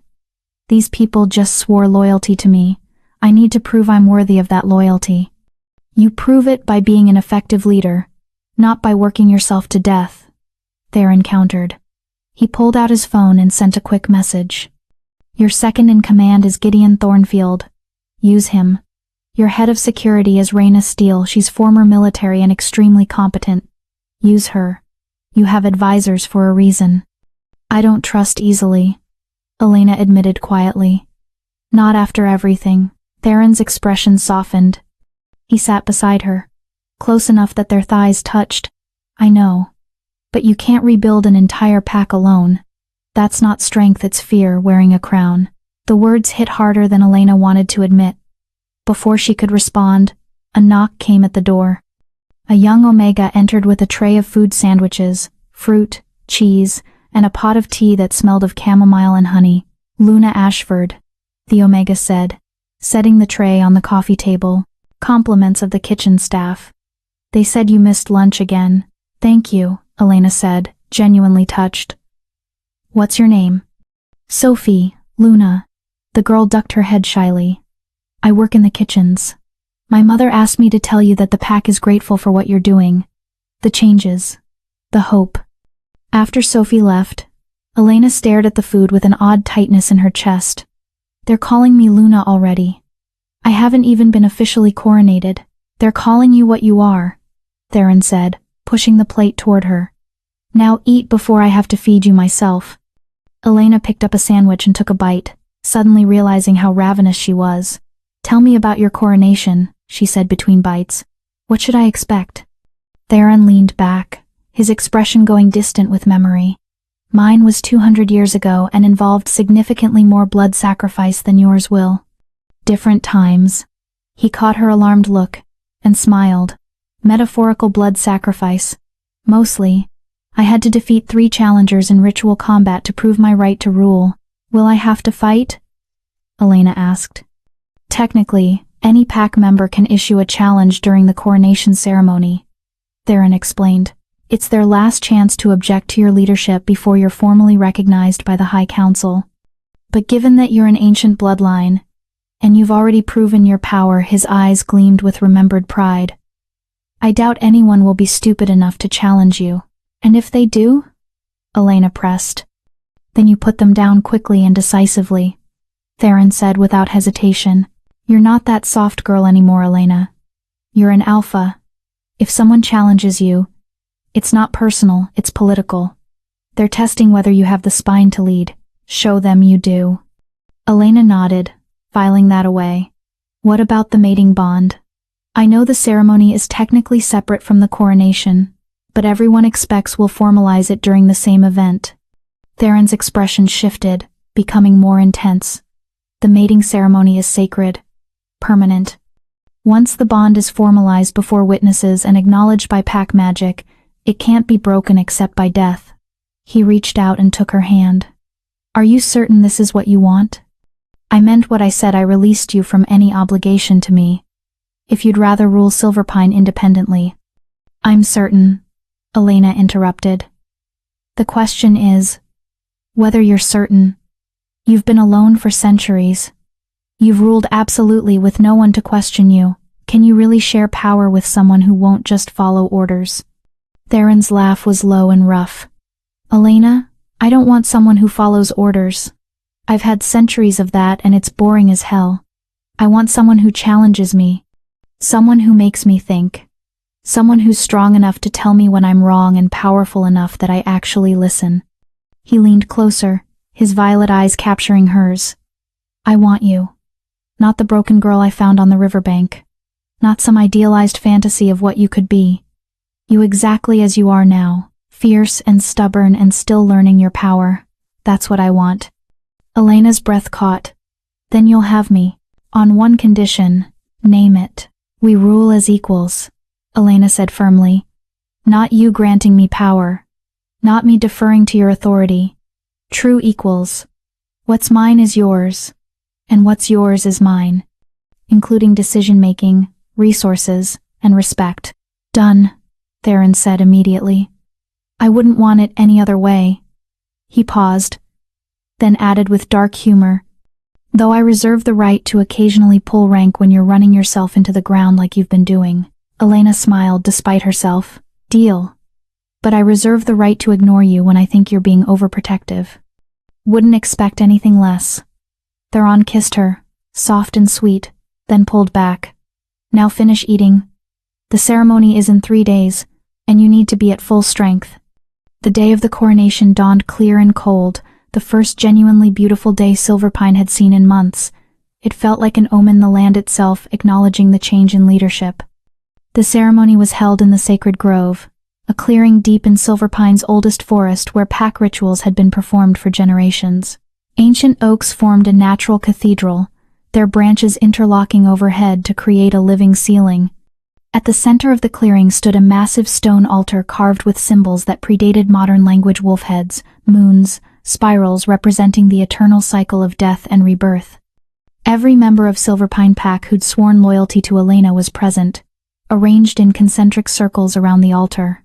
Representatives from neighboring packs had been invited as witnesses, not just out of courtesy, but as political necessity. Elena's claim to Silverpine needed to be recognized by the broader wolf community or her rule would be seen as illegitimate. Elena waited in a preparation tent at the edge of the grove, wearing ceremonial robes that had belonged to her grandmother, white silk embroidered with silver thread in patterns that caught the light like moonlight on water.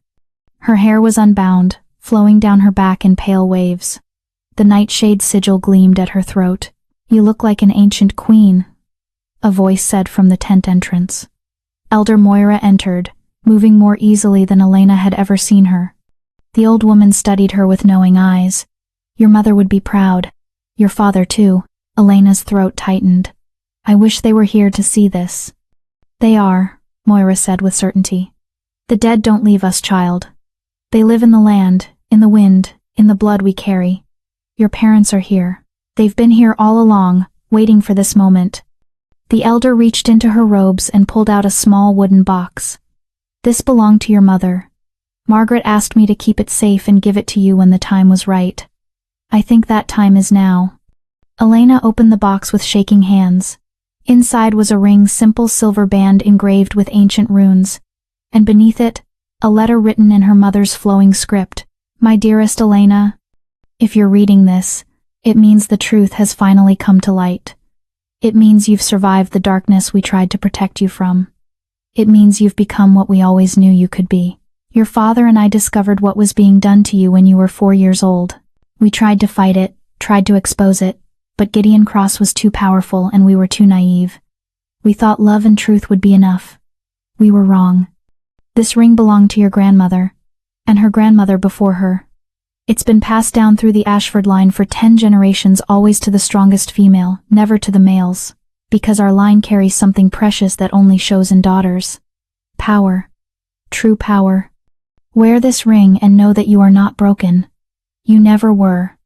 You are exactly what you were always meant to be. A leader. A warrior, a queen in your own right.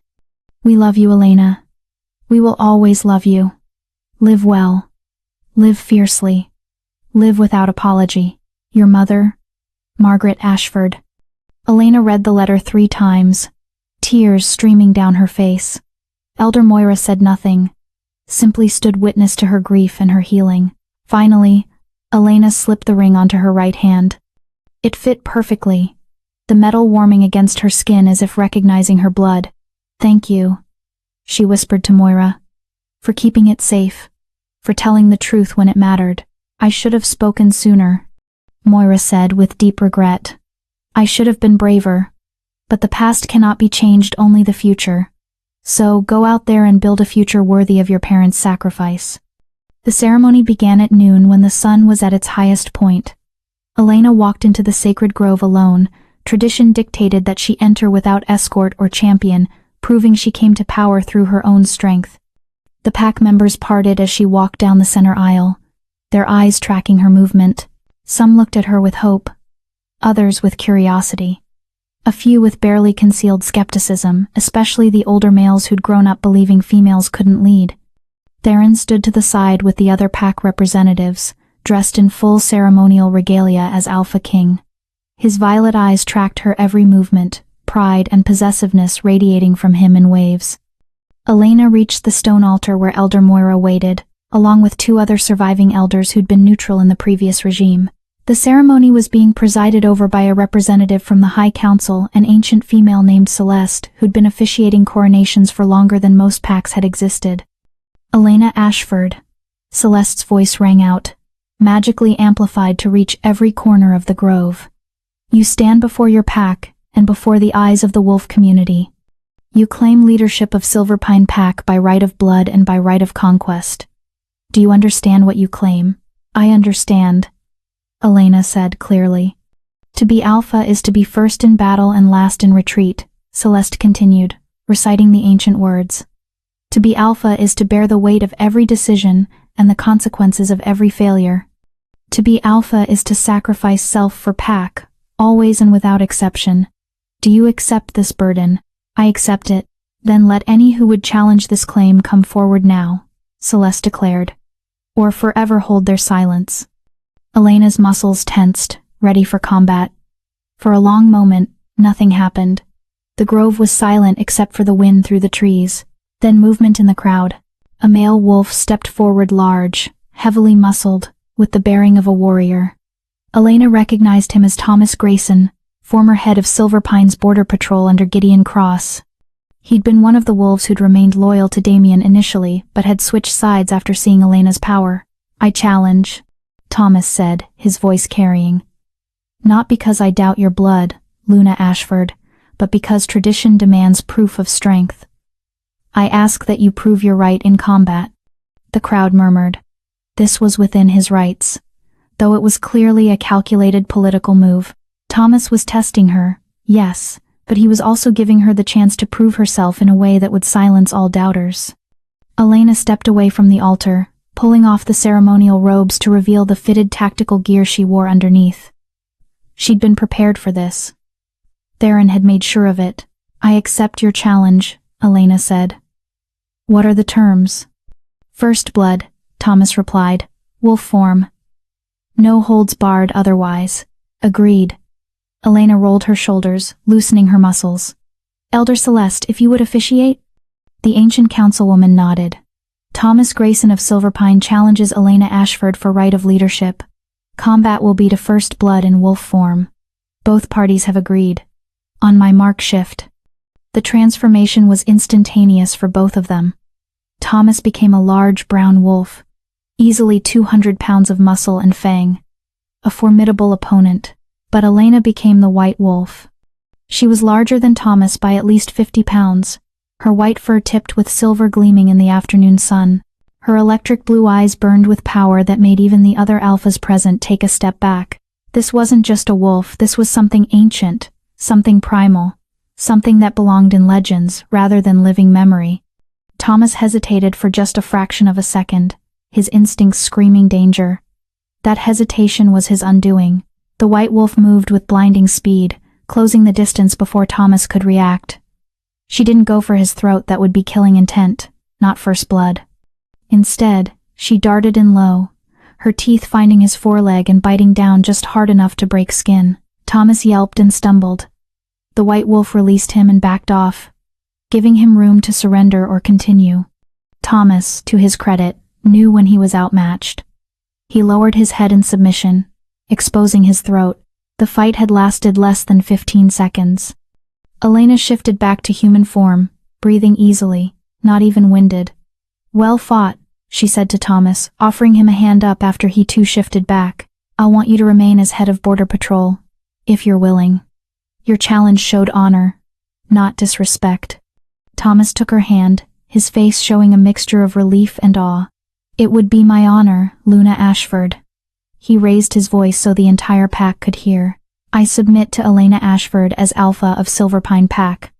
Let all who witness this know she is the true leader. The pack erupted in howls of approval. The tension that had gripped the grove released like a snapped bowstring. Celeste smiled an expression that transformed her ancient face. Any other challenges? She asked dryly. Silence. No one else was foolish enough to test the white wolf after that display. Then it is settled, Celeste declared. By right of blood, by right of combat, and by the will of the pack, I declare Elena Ashford to be Alpha and Luna of Silverpine Pack. Let the land know her. Let the spirits acknowledge her. Let all who dwell within these borders recognize her authority." The ancient councilwoman placed her hands on Elena's head, and power surged through the grove. Old magic, pack magic, the kind that bound leader to land to people in ways that transcended the physical.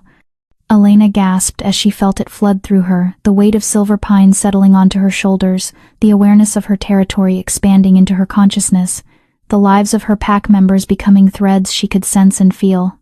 "It is done," Celeste said. "Rise, Alpha Elena Ashford of Silverpine."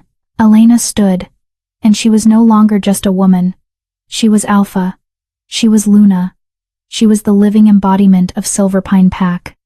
The mating ceremony followed immediately, before the gathered witnesses and pack members. This was Theron's tradition, not Silverpine's, but no one objected to combining the ceremonies. Partly because it was practical, but mostly because no one wanted to risk offending the Alpha King. Theron stepped forward to stand beside Elena at the altar. This close, the power radiating from both of them was almost visible, violet and blue, shadow and moonlight, perfectly complementary. "The mating bond is the oldest of our traditions," Celeste said, beginning the ancient rites. "It supersedes pack, supersedes territory, supersedes all other bonds. To mate is to become one in flesh, in spirit, in power."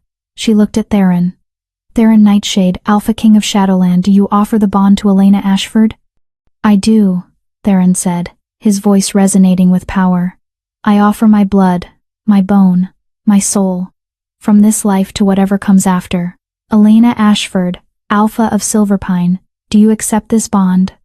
Elena met Theron's violet gaze, seeing centuries of loneliness and the hope of finally ending it. "I accept. I offer my blood, my bone, my soul, from this life to whatever comes after." "Then seal the bond," Celeste commanded. Theron pulled out a ceremonial blade and made a shallow cut across his palm. Elena did the same. They clasped hands, their blood mingling, and the moment their blood touched, power exploded through the grove. The mating bond snapped into place, a connection so profound it was like gaining an entirely new sense. Elena could feel Theron's emotions, his thoughts, his very heartbeat. And she knew he could feel hers just as clearly. They were still separate people, but also somehow one entity now. Two wolves. One pack. "It is done," Celeste declared, her voice carrying satisfaction. "Before the pack, before the spirits, before the very earth itself, Theron Nightshade and Elena Ashford are mated. Let no one tear asunder what the bond has joined." The pack erupted in howls again, celebrating both their new Alpha and her powerful mate. Other pack representatives came forward to offer congratulations and subtle political overtures. The celebration would continue for hours, probably into the night. But for one perfect moment, Elena and Theron simply stood together, hands still clasped, blood still mingling, feeling the weight and wonder of what they'd just done. "How do you feel?" Theron asked, through their new mental connection. "Terrified," Elena admitted. "Complete, powerful, overwhelmed, all of it at once." "Welcome to being mated to an Alpha King," Theron said with dark humor. "It only gets more complicated from here." Elena laughed, genuinely laughed for the first time in what felt like years. "Good. I like complicated." "I know you do," Theron said, and kissed her as the pack howled their approval and the sun shone down on Silverpine with a warmth that hadn't been felt there in months. The curse was broken. The Alpha was crowned. The mate bond was sealed, and though challenges still lay ahead, for the first time since being pushed off that cliff, Elena Ashford felt something she'd never thought she'd feel again. She felt like she was home. Chapter 8. The Confrontation. The weeks following the coronation passed in a blur of activity. Silverpine's transformation accelerated, the river ran clear and cold again, fish returning to waters that had been dead for months. The fields, though still recovering, showed the first green shoots of new growth. Pack members who'd been gaunt and hollow-eyed began to fill out, their wolves becoming stronger as the land healed beneath them. But there were still loose ends. Still unfinished business that gnawed at Elena every time she passed the small cottage on the eastern edge of Pack territory where Damien Cross lived in exile. It was there that Theron found her one evening, standing at the tree line, staring at the cottage with an expression he couldn't quite read. "You've been avoiding this," Thurin said, coming to stand beside her.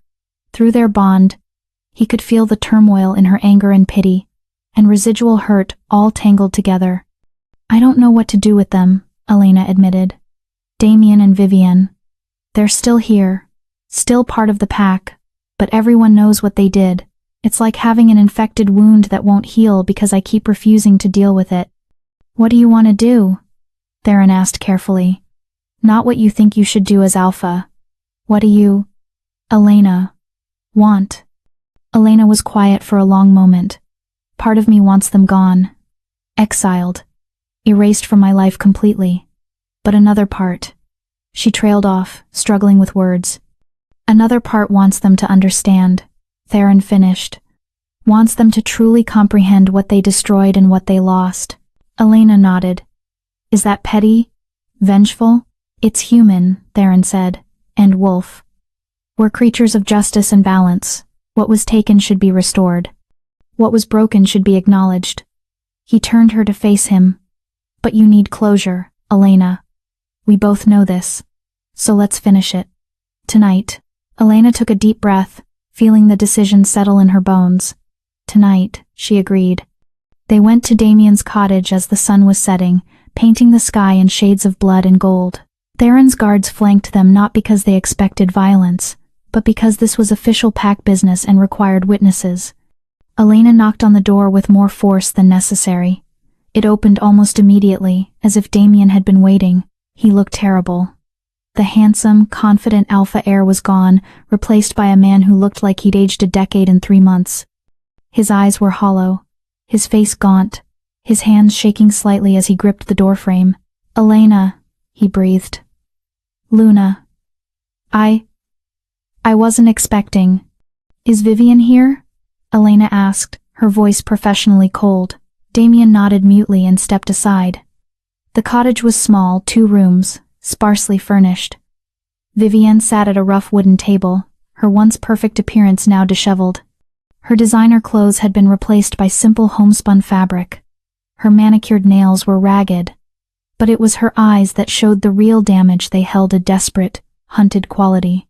"Alpha Elena," Vivienne said, standing quickly. She tried to curtsy and nearly fell, catching herself on the table.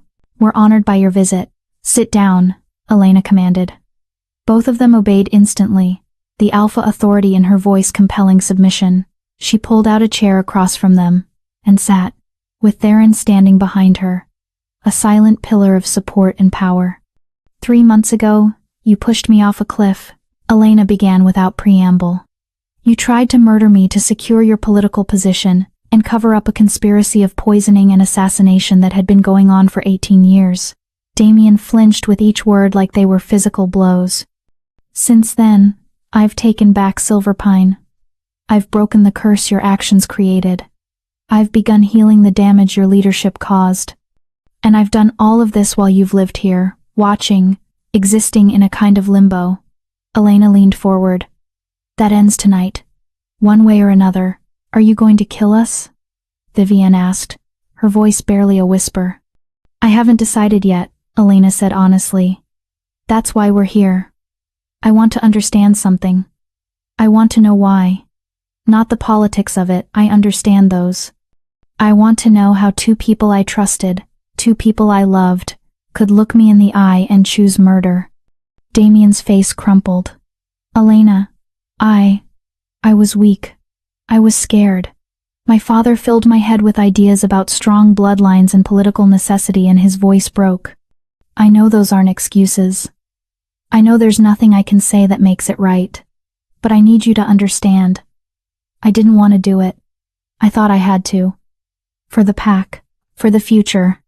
"You thought you had to murder your mate for the pack?" Elena's voice was ice. "The pack that's now thriving without you? The territory that's healing because you're not leading it anymore?" "I was wrong," Damien whispered. "About everything.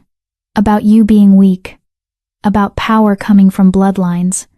About what makes a good alpha. I was wrong. And by the time I realized it, it was too late. You were already falling." Elena turned to Vivian. And you? What's your excuse? Vivian's hands twisted in her lap. Jealousy, she said finally. The word bitter. You had everything I wanted. The ancient bloodline. Damien's childhood affection. The respect of the pack members, even though you couldn't shift. You were loved without earning it. And I worked so hard to be perfect. To be strong. To be everything a Luna should be. But it was never enough. You were always there. Always the standard I couldn't reach. She looked up, tears streaming down her face. So when my father told me about the plan, when he said we could remove you, and I could take your place, I jumped at it. I told myself you didn't deserve what you had. That I would be a better Luna. That I was doing the pack a favor. She laughed bitterly. I was lying to myself. I just wanted what you had, and I was willing to kill for it. You were my best friend, Elena said, and for the first time, real emotion cracked through her professional facade. We grew up together. I trusted you with everything. How could you smile in my face while helping to poison me? How could you stand there on that cliff and watch Damien push me? I don't know, Vivian sobbed. I don't know. I keep asking myself that. I keep seeing your face as you fell. And I can't sleep anymore. I can't eat. Every time I close my eyes, I see you screaming as you disappeared into the river. Good, Elena said coldly. You should see it. You should never forget it. Because that's the real punishment, living with what you've done. Living with the knowledge that you destroyed something precious out of petty jealousy and ambition. She stood up, her chair scraping against the floor. I could kill you both. Pack law would support it. You attempted to murder your Luna. The penalty is death by any means the Alpha chooses. I could shift right now and tear out your throats, and everyone would say it was justice. Damien closed his eyes, accepting his fate. Vivian continued to cry silently. But I'm not going to kill you, Elena continued, because death is easy. Death is escape, and I want you to live with this. I want you to spend every day of your miserable lives remembering what you lost. What you could have had if you'd just been brave enough, strong enough, to be decent people. She moved to the door, then paused. However, you can't stay here. Your presence poisons this territory. You're a reminder of corruption and betrayal, and Silverpine deserves better. So here are your options. Elena turned back to face them. Option 1, exile. You leave Silverpine territory tonight and never return. You become rogues, packless wolves trying to survive in a world that doesn't trust those without pack bonds. It's a hard life, and most rogues don't last more than a few years. Vivian's face went even paler. Option 2, Elena continued. You submit to the High Council for judgment. I present evidence of your crimes: conspiracy to murder, abuse of pack authority, falsifying pregnancy to manipulate succession. You'll be tried publicly, and if found guilty, which you will be, the punishment is typically execution or permanent magical binding that prevents you from ever shifting again. Damien made a choked sound of horror. To never shift again was a fate worse than death for most wolves. Or option 3, Elena said, and her voice softened slightly. You accept what I call redemption through service. You leave Silverpine, yes, but you go to the Southern Territories where they're rebuilding after the Civil War. You spend the next 10 years physically working to rebuild destroyed communities. You help orphaned pups. You clear rubble. You do the unglamorous, backbreaking work of restoration. She looked at them seriously. It won't erase what you did. Nothing can. But it might balance the scales a little. It might give you the chance to become people who could live with themselves. And if you survive those 10 years, if you actually commit to the work, you'll be allowed to petition for probationary pack membership somewhere far from here. Not Silverpine. Never Silverpine. But somewhere. Why? Vivian whispered. Why offer us that option? We don't deserve mercy. You don't, Elena agreed. But mercy isn't about what you deserve. It's about who I choose to be. And I choose to be better than you. Better than your father. Better than Gideon Cross. She straightened her shoulders. You have until dawn to decide.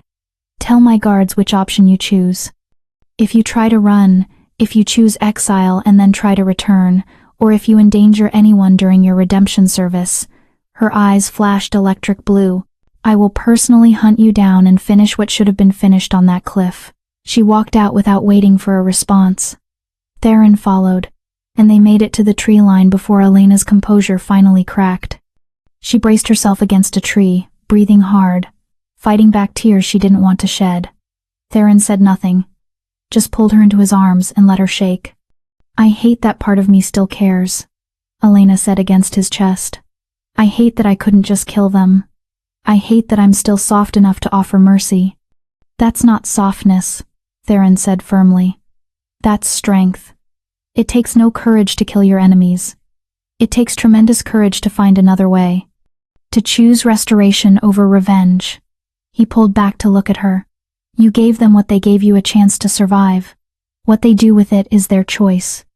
Through their bond, Elena felt his absolute support, his pride in her decision, even though she knew he would have supported her just as strongly if she'd chosen execution. What do you think they'll choose? Elena asked. Redemption, Theron said with certainty. Because exile means slow death, and council judgment means fast death or permanent loss of their wolves. The southern territories are hard, but at least it's hope. He tucked a strand of hair behind her ear. And maybe in 10 years of hauling stones and caring for war orphans, they'll become something resembling decent people. Or they won't. And they'll fail. And that will be its own kind of justice. At dawn, Elena's guards brought word. Damien and Vivienne had chosen redemption through service. They would leave within the hour, escorted by Shadowland warriors to the southern territories, where they would be handed over to the Reconstruction authorities. Elena watched from her office window as they loaded their meager belongings into a transport vehicle. Damien looked broken but oddly relieved, as if finally having a path forward, even a painful one, was better than the limbo he'd been living in. Vivienne moved like a ghost, mechanically going through the motions. Just before the vehicle departed, Damien looked up at the pack house. His eyes found Elena's window, though she doubted he could see her through the glare. He placed his hand over his heart, the old pack gesture of loyalty and respect, and bowed his head. It wasn't forgiveness. It wasn't redemption. But it was acknowledgement. And somehow, that was enough. Elena turned away from the window as the vehicle disappeared down the road. It's done, she said to Theron, who'd remained with her throughout the vigil. How do you feel? He asked. Elena considered the question. Lighter, she said finally. Like I was carrying something heavy and didn't realize it until I set it down. She moved into his arms, drawing comfort from his solid presence. There's someone else's problem now. Someone else's chance at redemption or cautionary tale. I'm done with them. Good, Theron said. Because we have other things to focus on. The spring planting festival is in 2 weeks. The border negotiations with Ironwood Pack need your attention. And his voice took on a teasing note. I believe there's the matter of formally announcing our mating bond to the broader Pack Alliance. Elena groaned. More politics. More ceremonies. Is this what being Alpha is? Just endless formal events? It's about 50% formal events, 30% paperwork, and 20% actual crisis management, Theron said with a laugh. Welcome to leadership. It's tedious and exhausting, and you'll never have a moment's peace again. Sounds perfect, Elena said, surprising herself by meaning it. Because for all the exhaustion and responsibility, this was hers. She'd built it, she'd earned it, she'd survived being murdered to claim it. A knock at the door interrupted them. Gideon Thornfield entered, looking apologetic. Sorry to disturb, Luna, but there's a situation at the southern border. Ironwood Pack is requesting an emergency meeting. They say it's urgent. Elena sighed and pulled away from Theron's embrace. What kind of urgent? They wouldn't say over communication channels, Gideon replied, but they've sent Alpha Garrett himself rather than a messenger. That suggests it's serious. Theron's expression sharpened. Garrett doesn't leave Ironwood territory lightly. Something's wrong. He looked at Elena. We should see him immediately. Elena nodded, already shifting into alpha mode, personal feelings compartmentalized, strategic thinking engaged. Have him brought to the formal receiving room. full pack protocols. If Ironwood is asking for help, we need to understand what we're dealing with before we commit to anything. As they walked through the pack house to meet with Alpha Garrett, Elena felt the weight of leadership settling more comfortably on her shoulders. This was what she was now, not just a survivor of attempted murder, not just a woman seeking revenge, but a true alpha with responsibilities that extended beyond her own pack's borders. You know, Theron said through their bond as they prepared to enter the receiving room, watching you step into your power never gets old. You're magnificent when you're in alpha mode. I learned from the best, Elena replied, letting warmth color her mental voice. You did, Theron agreed. But what you've become, that's all you. They entered the receiving room together, ready to face whatever new challenge awaited. Because that was what alphas did. They faced problems, solved crises, and protected their people. No matter how tired they were, no matter how much they'd already survived. Elena had died on a riverbank 6 months ago. But what had risen in her place was something the world hadn't seen in centuries. A true alpha, a white wolf, a queen in her own right. And she was just getting started. Alpha Garrett stood as they entered, a gesture of respect between equals rather than submission. He was an older wolf, gray-haired and scarred, with the bearing of someone who'd survived more battles than he cared to remember. Alpha Elena, King Theron, Garrett said, bowing his head slightly. Thank you for seeing me on such short notice. Alpha Garrett, Elena replied formally. Your presence honors Silverpine. Please, sit. Tell us what brings you here. Garrett's expression was grim as he settled into the offered chair. I come with warnings and a request for alliance. There are forces moving in the Eastern Territories, wolves we thought were long dead. Old bloodlines we believed extinct, gathering under a banner we haven't seen in 2 centuries. Theron went very still. What banner? The Red Crescent, Garrett said. And the words seemed to suck the warmth from the room. The blood wars are starting again. Elena looked at Theron and saw something she'd never seen in his face before. Fear. Chapter 9. The Rising Storm. The Red Crescent. Even the name seemed to carry weight, seemed to make the shadows in the corners of the room grow darker and more oppressive. Elena had heard whispers of the blood wars in her history lessons as a child, old stories about ancient conflicts that had nearly destroyed the wolf packs entirely. But she'd always thought they were just that. Stories. Cautionary tales from a darker time. The expression on Theron's face told her they were very, very real. I need to see the evidence, Theron said, his voice carefully controlled. Through their bond, Elena could feel the storm of emotions he was keeping locked down. Old memories, old pain, old rage that had never fully healed. Garrett pulled a leather satchel from his coat and extracted several photographs.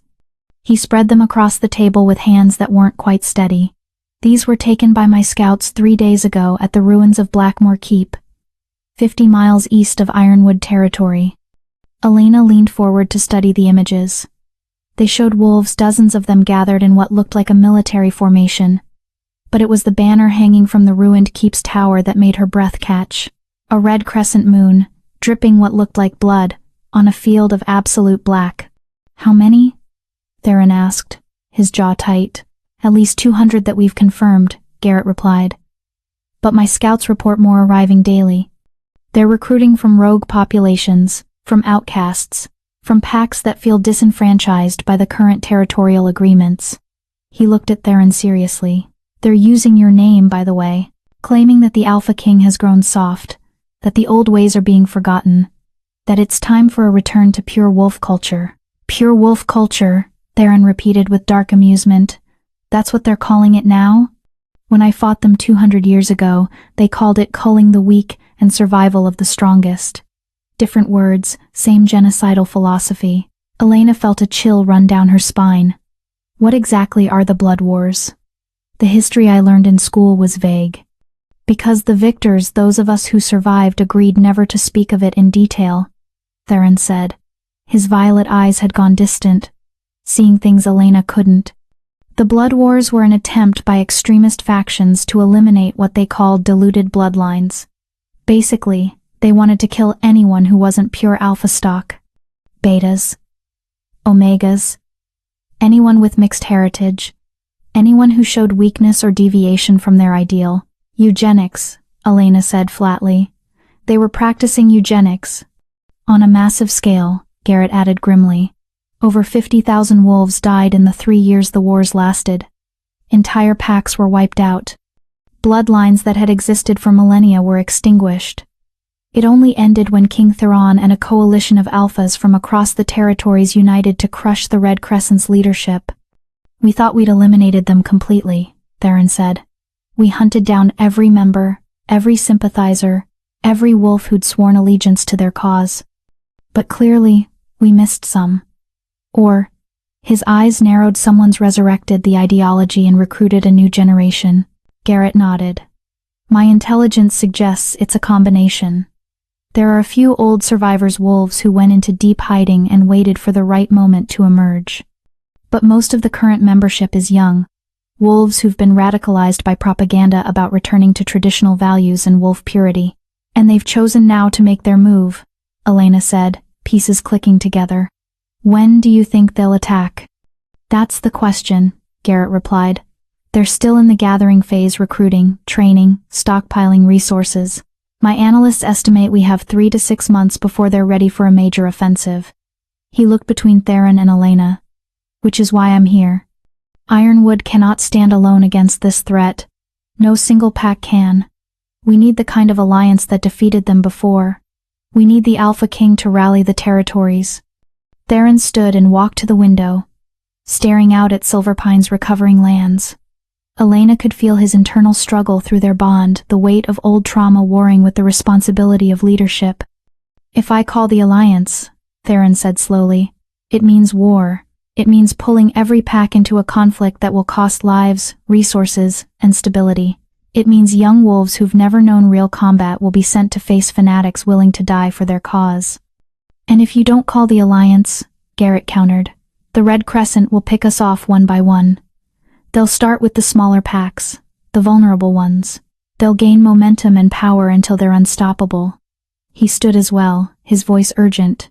You know what they're capable of, Theron. You've seen what happens when ideology like theirs goes unchecked. We have to stop them now, while we still can. Elena moved to stand beside Theron, placing her hand on his arm. Through their bond, she sent waves of support, of strength, of absolute certainty that whatever he decided, she would stand with him. Theron covered her hand with his own, drawing comfort from her presence. Finally, he turned back to Garrett. You're right. We can't let history repeat itself. He straightened, and suddenly he wasn't just a man, he was the Alpha King, the warrior who'd fought in the first Blood Wars and emerged victorious. I'll call the alliance. We gather the pack leaders at Shadowland in 2 weeks. We prepare for war. Garrett's relief was palpable. Thank you. Ironwood stands ready to answer your call. After Garrett departed, Elena and Theron remained in the receiving room, both processing the magnitude of what was coming. Tell me about the Blood Wars, Elena said quietly. The real story. Not the sanitized version from history books. Theron was silent for a long moment. When he finally spoke, his voice carried the weight of centuries. I was younger then. Not naive, but less scarred, less cynical. The Red Crescent emerged slowly, presenting themselves as a movement for pack purity and preserving tradition. By the time we realized what they really were, a genocidal cult bent on eliminating anyone they deemed inferior, they'd already infiltrated dozens of packs. He moved to the liquor cabinet and poured 2 glasses of whiskey, handing one to Elena. The war was brutal. They didn't just attack warriors, they targeted pups, elders, anyone they considered weak. They burned entire pack houses with families inside. They poisoned water supplies. They used tactics designed to maximize suffering and terror. Elena felt sick. How did you finally defeat them? We had to become as ruthless as they were, Theron said, and the pain in his voice told Elena this still haunted him. We tracked them to their stronghold at Blackmoor, keep the same place Garrett's scouts just found the new recruits. We laid siege for 3 months. When we finally breached the walls, the fighting was savage. Hand to hand. Wolf against wolf. The keep ran red with blood. That's where the name Blood Wars truly came from. He drank deeply from his glass. We killed their leader, a wolf named Malachi Redclaw, and every member of his inner circle. Then we hunted down the survivors across the territories. It took years, but we thought we'd eliminated the threat completely. And now they're back, Elena said. Now they're back, Theron agreed. Which means either we were less thorough than we thought, or someone's been quietly rebuilding the movement for decades, waiting for the right moment. Elena set down her glass and turned to face him fully. What do you need from me? From Silverpine? Everything, Theron said honestly. This isn't just Shadowlands' fight. Every pack will need to contribute warriors, resources, intelligence. Silverpine is still recovering. But we're strong enough to stand, Elena interrupted. And we will. These extremists want to eliminate weak bloodlines? I'm living proof that their ideology is garbage. 6 months ago, they would have called me weak, worthless, someone to be culled. Now I'm alpha of my own pack and mated to the Alpha King. Let them come. I'll show them what we can do. Theron smiled, genuinely smiled for the first time since Garrett had mentioned the Red Crescent. That's my mate. Fierce, even in the face of genocidal fanatics. I learned from the best, Elena said, echoing her earlier words. Then, more seriously, what's our timeline? What needs to happen in the next 2 weeks? Theron shifted into strategic mode, his mind already working through the logistics. First, we send messengers to every pack in the Northern Territories. Not requests, commands. The Alpha King is calling an alliance, and attendance is mandatory. Any pack that refuses will be considered hostile. He began pacing, the way he always did when planning complex operations. Second, we need to accelerate Silverpine's military readiness. Your pack members have basic training, but they're not prepared for this level of combat. I'll send some of my best warriors to drill your fighters. We have 2 months, maybe less, to turn farmers and craftsmen into soldiers. Third, Elena added, picking up his thread, we need intelligence. Garrett's scouts provided good information, but we need more. Numbers, leadership structure, supply lines, strategic objectives. Everything. Exactly. Theron stopped pacing and looked at her. Which brings me to something difficult. The intelligence gathering will be dangerous. It will require infiltration, possibly capture of Red Crescent members for interrogation. It's not pretty work. You're asking if I'm willing to do what's necessary, Elena said. The answer is yes. These wolves want to create a world where people like me don't exist. Where anyone who doesn't fit their narrow definition of pure is eliminated. I'll do whatever it takes to stop them. Theron crossed to her and cupped her face in his hands. You're sure? Once we start down this path, there's no turning back. War changes people, Elena. Even necessary wars. Even righteous ones. I'm already changed, Elena reminded him. I was murdered and reborn. I survived poison and betrayal and a 300-foot fall. A war isn't going to break me now. No, Theron agreed softly. I don't suppose it will. The next 2 weeks were a whirlwind of preparation that left Elena feeling like she was living in a perpetual state of controlled chaos. Messengers rode out to every corner of the Northern Territories, carrying the Alpha King's summons. Responses came back swiftly, most pledging immediate support. A few requesting clarification, none outright refusing. The memory of what happened to those who opposed the Alpha King during the First Blood Wars was apparently still fresh enough to compel cooperation. Silverpine's transformation accelerated again, but this time the focus shifted from agricultural recovery to military readiness. Theron sent 10 of his elite warriors, veterans of countless border conflicts, to train Silverpine's fighters. What had been casual sparring became brutal combat drills. What had been theoretical weapon training became practical exercises in killing efficiently. Elena threw herself into the training alongside her pack members. She wouldn't ask anyone to do something she wasn't willing to do herself. She learned tactical formations, coordinated pack attacks, and the brutal efficiency of combat in wolf form. The White Wolf was powerful, yes, but power without discipline was just rage. She needed to be a weapon her pack could rely on.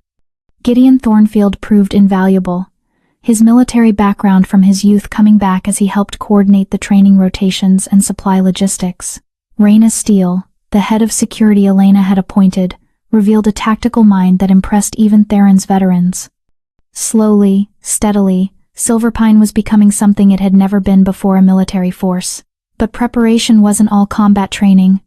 Elena also spent hours in council meetings, coordinating with other pack leaders who were doing their own preparations. She learned about supply chains and communication networks, about medical triage and evacuation routes, about all the unglamorous logistics that made the difference between victory and defeat. Through it all, Theron was a constant presence, sometimes literally at her side, sometimes connected through their bond even when separated by miles. He pushed her, challenged her, forced her to think like a general rather than just a warrior. And in the quiet moments between crises, he held her and reminded her why they were fighting. For Pack, Theron would say. The old warrior's prayer. For territory, Elena would respond. For the future, for those who can't fight, for survival, for life itself. It became their ritual, their reminder of what mattered when the weight of impending war threatened to crush them both. The day of the Alliance gathering arrived with crisp, clear weather that seemed at odds with the gravity of the occasion. Silverpine's delegation departed for Shadowland at dawn. Elena, Gideon, Reyna, and 6 warriors representing different aspects of pack life. They traveled in convoy with delegations from 3 smaller packs who bordered Silverpine territory, strength in numbers even for this relatively short journey. Shadowland's fortress was impressive, in a way that Silverpine's manor house could never be. Built into the mountain itself, the structure was part castle, part cave system, defensible and imposing. As their convoy approached, Elena could see other delegations arriving, banners representing packs from across the territories, alphas and their chosen warriors gathering for war. The grand hall where the meeting would be held was enormous, easily capable of holding 500 wolves. Ancient banners hung from the rafters, remnants of the First Alliance, the one that had defeated the Red Crescent 2 centuries ago. Seeing them now felt like both inspiration and warning. Theron stood at the head of the hall on a raised platform, looking every inch the Alpha King. He wore formal armor, ceremonial but functional, black metal etched with silver that caught the light like moonlight on water. His violet eyes scanned the gathering crowd, cataloging faces, assessing loyalty, calculating who could be counted on when the fighting started. When his gaze landed on Elena, something in his expression softened. Just for a moment, just enough for her to see it through their bond, pride, love, and bone-deep gratitude that he wouldn't face this alone. The hall slowly filled with pack leaders and their delegations. Elena recognized Alpha Garrett from Ironwood, standing with 3 of his most trusted warriors. She saw representatives from Stormcrest, Crimson Fang, Silverstream, Night Hollow, and dozens of other packs whose names she was still learning. Hundreds of wolves, all gathered because the Alpha King had called them. When the last delegation entered and the massive oak doors closed with a resounding boom, Theron stepped forward. He didn't raise his voice, didn't shout or demand attention. He simply radiated alpha authority so powerful that every wolf in the hall turned to face him and fell silent. 200 years ago, Theron began, his voice carrying to every corner of the hall, our people faced extinction. The Red Crescent rose up with a vision of wolf purity that was really just genocide in a prettier package. They killed 50,000 of our kind before we stopped them. Pups burned in their dens. Elders slaughtered for being too old. Omegas executed for being weak. Betas eliminated for not being alpha. He let that sink in before continuing.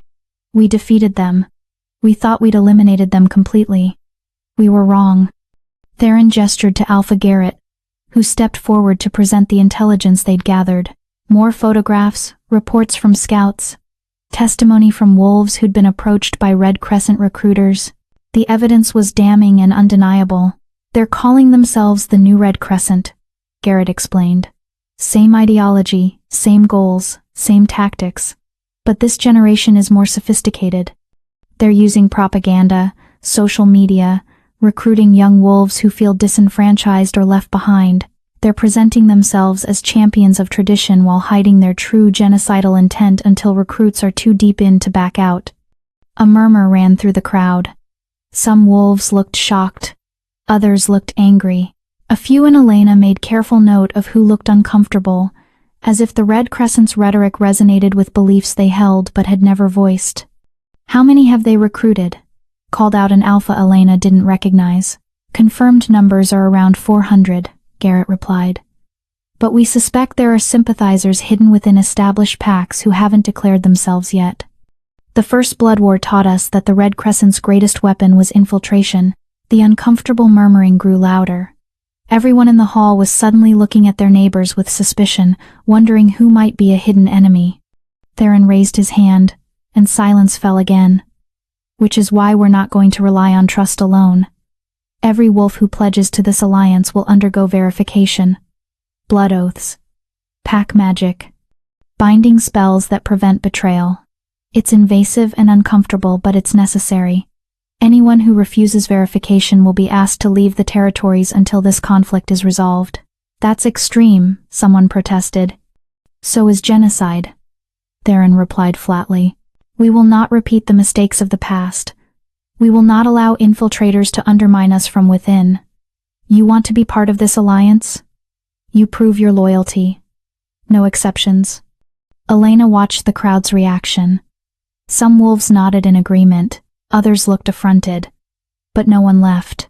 The threat of the Red Crescent was real enough that even the proud and stubborn were willing to submit to verification. "Now," Theron continued, "let's discuss strategy." For the next 3 hours the Alliance hammered out plans. Defensive positions were assigned. Supply lines were established. Communication protocols were created. Intelligence gathering operations were approved. And most importantly, a command structure was formalized. Theron as Supreme Commander, with a council of experienced alphas serving as generals, and specialized units formed for different types of combat. Elena found herself appointed to the council as the representative for newly restored packs. It was a political move showing that the Alliance valued recovery and rebuilding, not just raw military power. But it was also practical.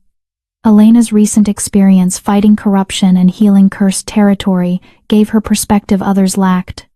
As the meeting finally wound down, Theron made one final announcement. The Red Crescent will make their move within 3 months. Possibly sooner. They know we're gathering. They know we're preparing. They'll want to strike before we're ready. He looked around the hall, meeting the eyes of every alpha present. "So we don't give them that chance. 2 weeks from now, we launch a preemptive strike against their stronghold at Blackmore Keep. We hit them hard, hit them fast, and we remind them what happens when they threaten our people." The hall erupted in howls of approval. This was what warriors understood, not just defense, but decisive action. Not waiting for the enemy to come to them, but taking the fight to the enemy's doorstep.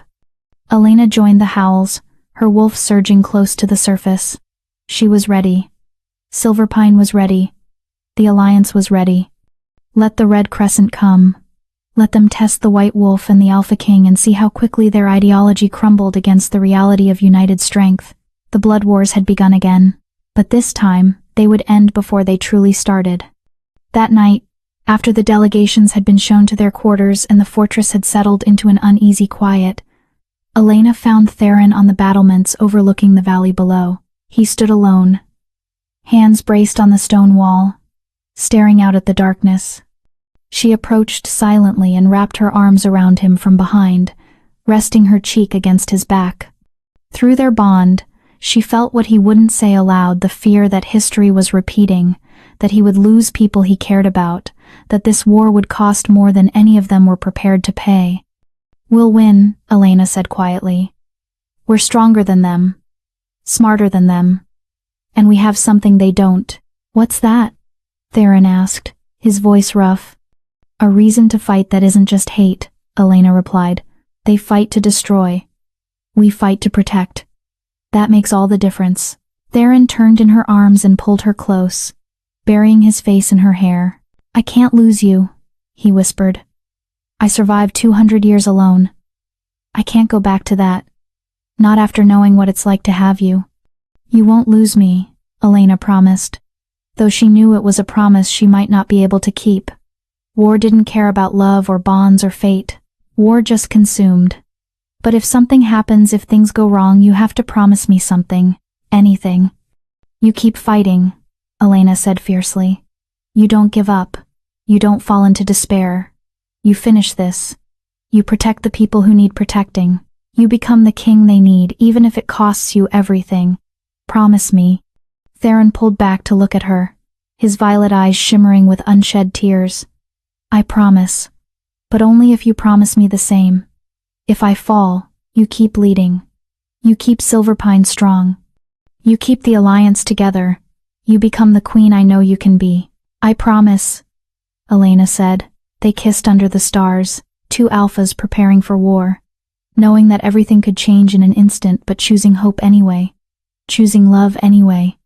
Choosing to believe that the future they were fighting for was possible. Far to the east, at the ruins of Blackmore Keep, the Red Crescent's new leader, a wolf named Cassius Bloodmoon, stood before his assembled forces.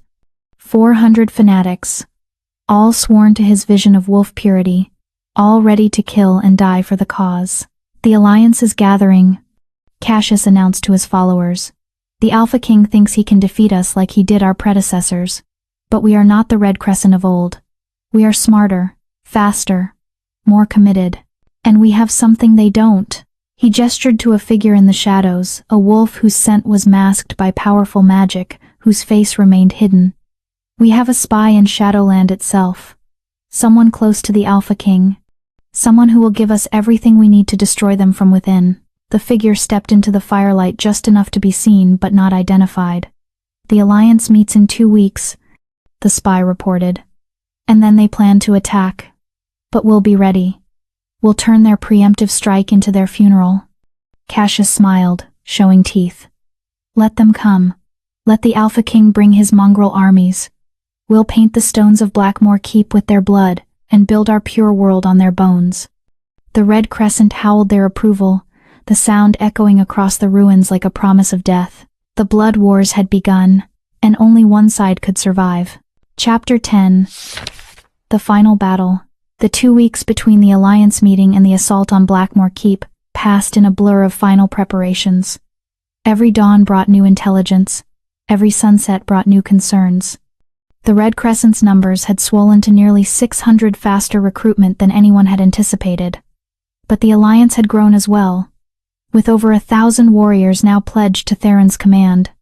Elena stood in Shadowland's war room 3 days before the planned attack, studying the detailed maps and tactical plans spread across a massive table. Theron was beside her, along with Alpha Garrett, Reyna Steele, and 4 other high-ranking commanders. They'd been at this for 6 hours, refining the assault strategy, accounting for every variable they could imagine. "The keep has 3 points of entry," Reyna explained, pointing to the map. "The main gate, which will be heavily defended. The eastern postern gate, which is smaller but potentially less guarded, and the old siege tunnel on the northern face, which may or may not still be accessible." "The tunnel is a death trap," Alpha Garrett said grimly. "If they know about it, and they should, given their use of the keep, they'll have it rigged to collapse or filled with defenders. Anyone who goes in that way won't come out." "Unless we use it as a distraction," Elena suggested. All eyes turned to her. "We send a small force volunteers who know the risks to make noise at the tunnel. Draw defenders away from the main assault points. It's not about actually breaching through the tunnel. It's about making them split their forces." Theron studied the map, his tactical mind working through the implications. It could work, but Elena's right, it would have to be volunteers.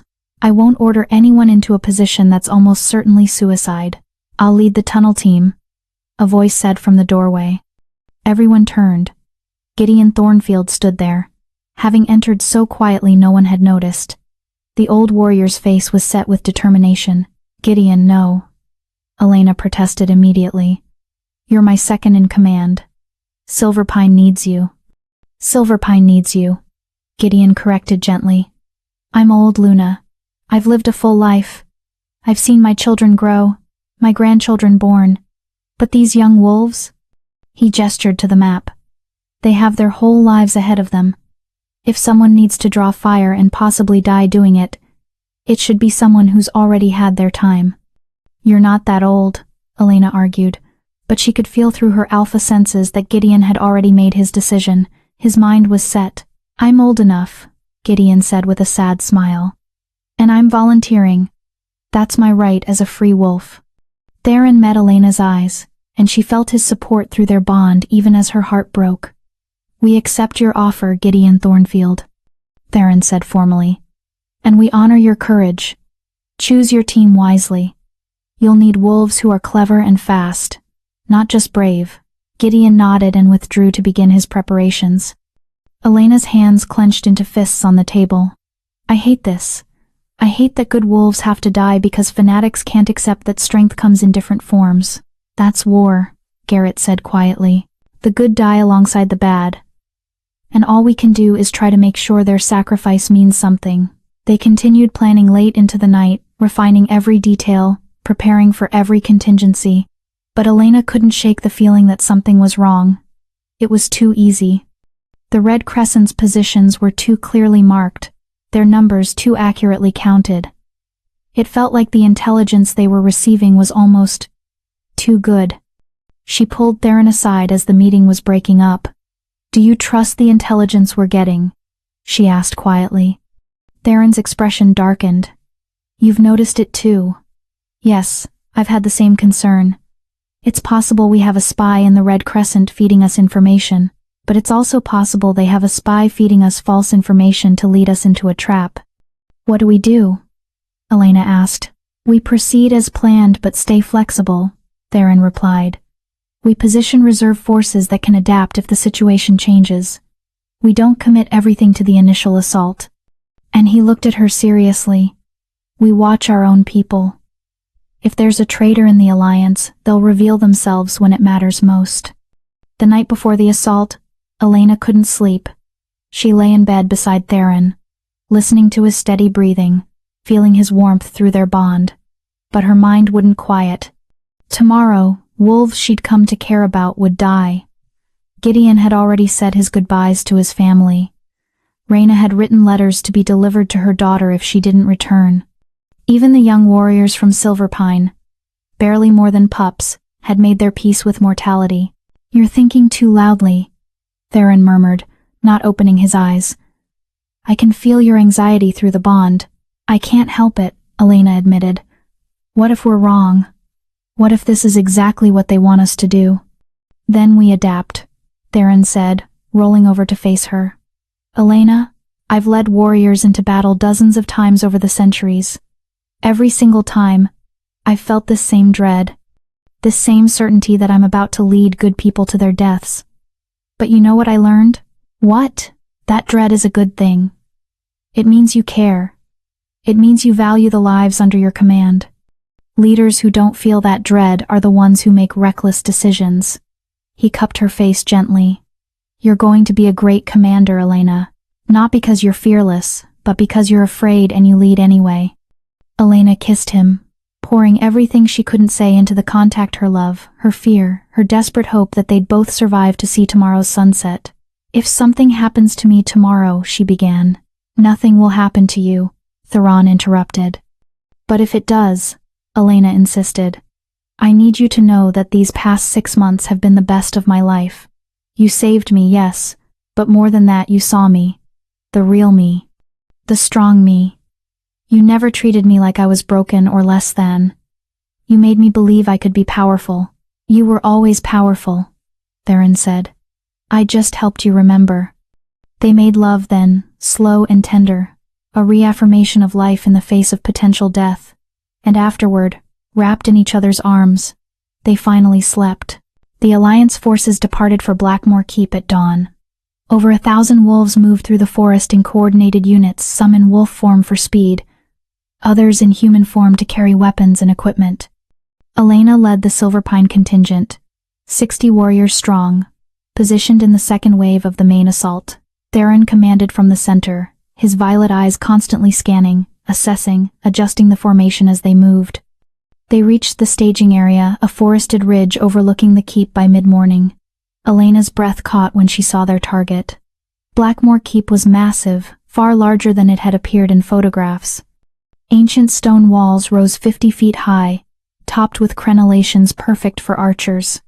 The main gate was reinforced with iron bands and flanked by towers. And everywhere, she could see movement. Red Crescent warriors preparing for the attack they knew was coming. They're ready for us, Reyna observed grimly. This isn't going to be the surprise strike we hoped for. No, Theron agreed, his expression dark. They've been warned, which means we definitely have a spy. He raised his voice, addressing the assembled commanders. Change of plan. We're not doing a coordinated assault, we're doing a siege. Surround the keep, cut off their supply lines, and force them to come to us. We have the numbers and the resources to wait them out. That could take weeks, Alpha Garrett protested. Our packs can't sustain this kind of deployment indefinitely. Better weeks of siege than a bloodbath running into prepared defenses, Theron countered. He stopped mid-sentence, his head snapping toward the keep. Elena felt it too through their bond, a surge of massive alpha power. Dark and malevolent, radiating from within the stone walls. That's not possible, Theron whispered, his face going pale. That power signature, I know it. But it can't be. I killed him myself 200 years ago. Who? Elena demanded. Before Theron could answer, the main gates of Blackmore Keep swung open. 600 Red Crescent warriors poured out in perfect formation, their movements coordinated and disciplined in a way that suggested extensive military training. And at their head, riding a massive black warhorse, was a wolf Elena had never seen but somehow recognized from Theron's memories through their bond. He was tall and broad-shouldered, with silver hair despite appearing to be in his prime. His eyes were red, not the normal red of an angry alpha, but a deep crimson that seemed to glow with their own light. He wore black armor etched with red crescents, and when he smiled, his teeth were too sharp, too white, too predatory. Malachi Redclaw, Theron breathed. Impossible. I cut off his head myself. I watched him die. Did you? Malachi's voice carried across the battlefield, magically amplified. Or did you watch a very convincing duplicate die while the real me slipped away to rebuild in secret? He laughed, the sound echoing off the stone walls. 200 years, Theron. 200 years I've been waiting, planning, recruiting, and now, finally, we finish what we started. The Red Crescent forces charged. Everything descended into chaos. Elena shifted to her white wolf form and lunged into battle. Around her, the Alliance forces met the Red Crescent's charge with snarls and clashing fangs. The air filled with the sounds of combat howls, screams, the crunch of bone, the tearing of flesh. The white wolf was a force of nature, larger and faster than almost every wolf on the battlefield. She tore through Red Crescent warriors, her jaws crushing windpipes, her claws disemboweling enemies, but for every wolf she killed, 2 more seemed to take their place. Through the chaos, Elena caught glimpses of other fights. Gideon Thornfield and his tunnel team had abandoned their original plan and joined the main battle, the old warrior fighting with the fury of someone determined to take as many enemies with him as possible. Reyna Steele fought in human form with twin blades, her military training making her a whirlwind of death. Alpha Garrett led his Ironwood Wolves in a coordinated assault that drove deep into the Red Crescent's flank, and at the center of it all, Theron faced Malachi.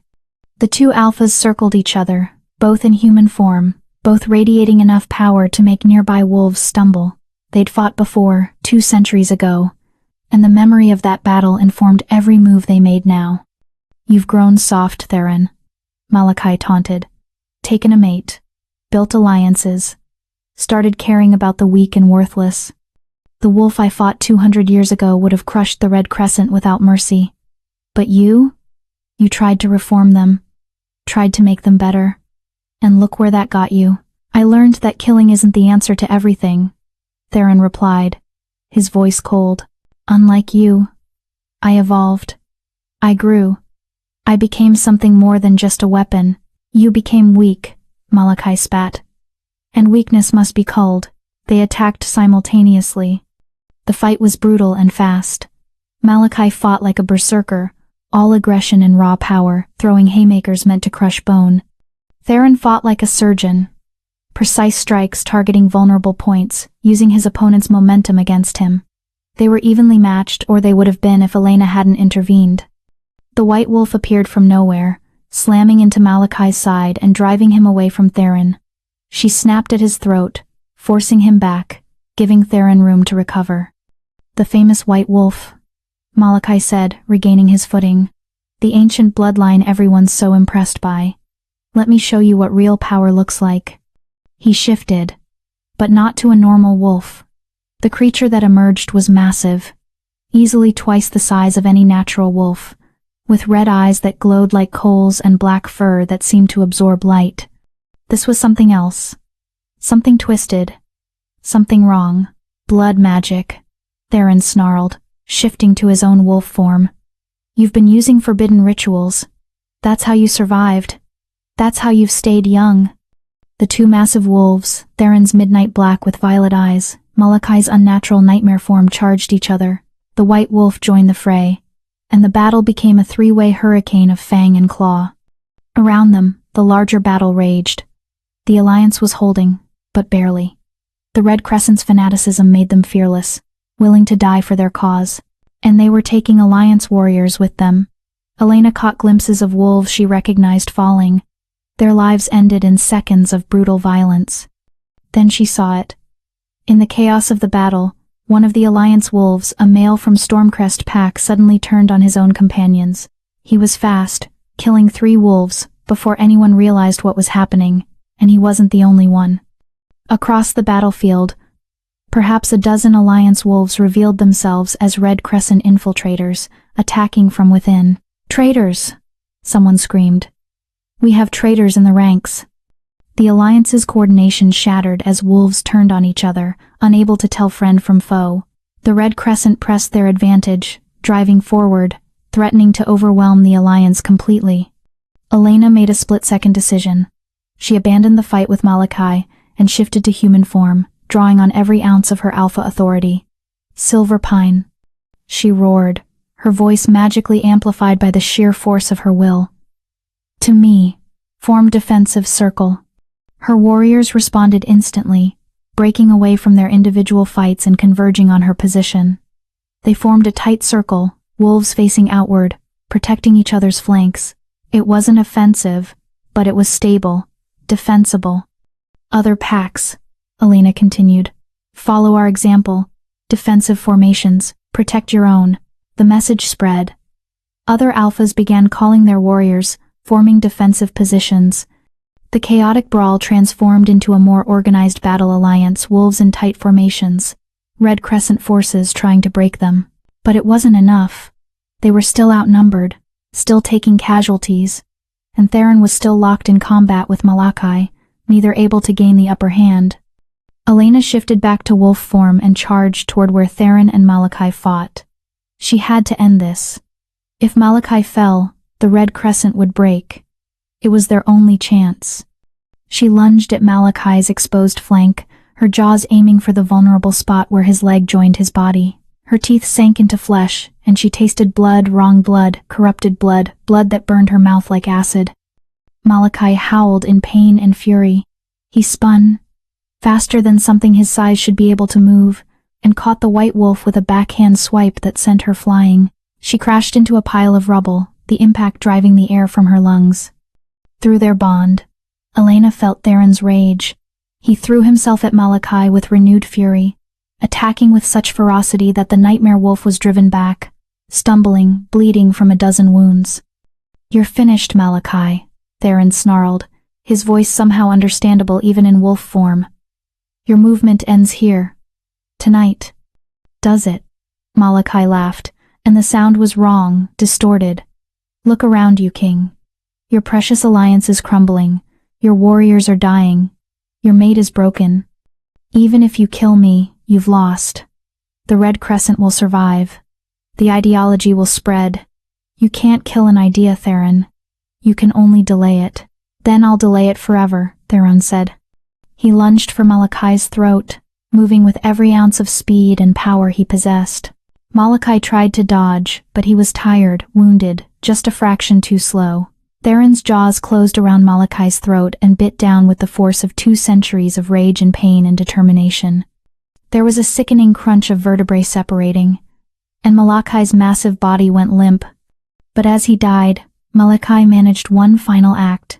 His claws, still charged with blood magic, raked across Theron's side. opening wounds that glowed with an eerie red light. Cursed wounds. Mortal wounds. Theron collapsed beside Malachi's corpse, his wolf form flickering, struggling to maintain shape. "No!" Elena screamed. She scrambled to her feet and ran to him, shifting back to human form as she dropped to her knees beside him. "Theron." "No, no, no, you're not dying. You can't die. I won't let you." "Elena." Theron's voice was weak, his violet eyes dimming. "The battle. You have to. Finish the battle. The battle can wait." Elena sobbed, pressing her hands to his wounds even as the blood magic burned her palms. "You're healing. You'll heal. You're the Alpha King. You can't die from this." "Blood magic," Theron whispered. "Can't heal. Can't fight it." "Elena, listen. You have to. Take command. End this. Win." "I can't do this without you," Elena said, tears streaming down her face. "Theron, please. Don't leave me. We just found each other. We were supposed to have forever." Theron reached up with a shaking hand and cupped her face. "You can.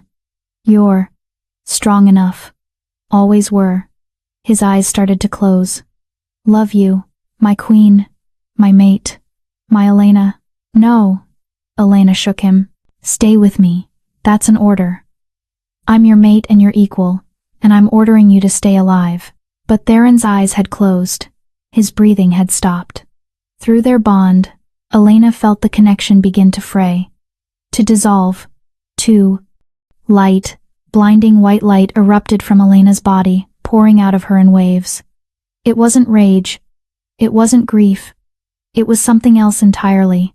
Something ancient. Something that had been sleeping in her bloodline for generations, waiting for the right moment to emerge. The light washed over Theron's body, and where it touched, the blood magic burned away. The cursed wounds began to close. Color returned to his face, and his eyes, those beautiful violet eyes, snapped open. "What?" Theron gasped, sitting up. "How?" "I don't know," Elena said, staring at her hands which still glowed with that strange light. I couldn't let you go." And something inside me woke up. Around them, the battle had stopped. Every wolf on the battlefield, Alliance and Red Crescent alike, had frozen, staring at the white wolf who glowed like a living star. The light emanating from Elena washed over the battlefield, and where it touched Red Crescent wolves, something changed. The fanatical hatred in their eyes flickered, dimmed, was replaced by confusion. "What's happening?" one of them asked, his voice lost. "Why are we fighting? What are we doing?" The blood magic that had been used to corrupt them, to amplify their hatred and fanaticism, was being burned away by Elena's light. They were seeing clearly for the first time in months or years, and what they saw horrified them. "We killed them," another Red Crescent wolf whispered, staring at the bodies of Alliance warriors. "We killed our own kind. For what? For an ideology we can barely remember believing in. What have we done?" The Red Crescent formation collapsed as wolves began dropping their weapons, falling to their knees, some weeping openly as the full weight of their actions crashed down on them. Elena let the light fade, suddenly exhausted. She swayed, and Theron caught her, his strength already returning thanks to her healing. "What was that?" Alpha Garrett asked, approaching cautiously. "What did you just do?" "I have no idea," Elena admitted. "But I think my bloodline carries more than just ancient wolf powers. I think there's healing magic too. Purification magic, the ability to burn away corruption and show truth. Theron shook his head in wonder. "That's not wolf magic. That's older. Much older. Elena, I think you might be descended from the original Lycan healers, the ones who could cure madness and break curses. That bloodline was thought to be extinct." "Apparently not," Elena said weakly. The battle was over. Malachi Redclaw was dead, truly dead this time, his body already turning to ash as the blood magic sustaining it failed.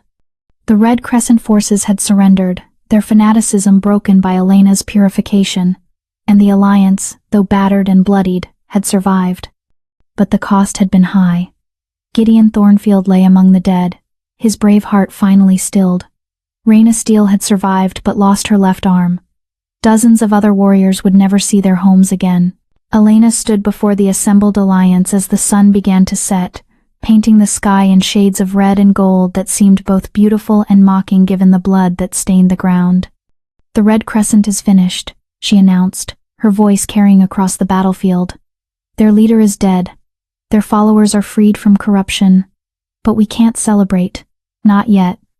Not when we've paid such a terrible price." She looked at the captured Red Crescent wolves, seeing not enemies but victims of manipulation and dark magic. "You will be given a choice. Submit to rehabilitation and work to repair the damage you've caused, or face exile. We don't believe in genocide. We don't believe in culling the weak. We believe in second chances for those who deserve them." She turned to the Alliance warriors.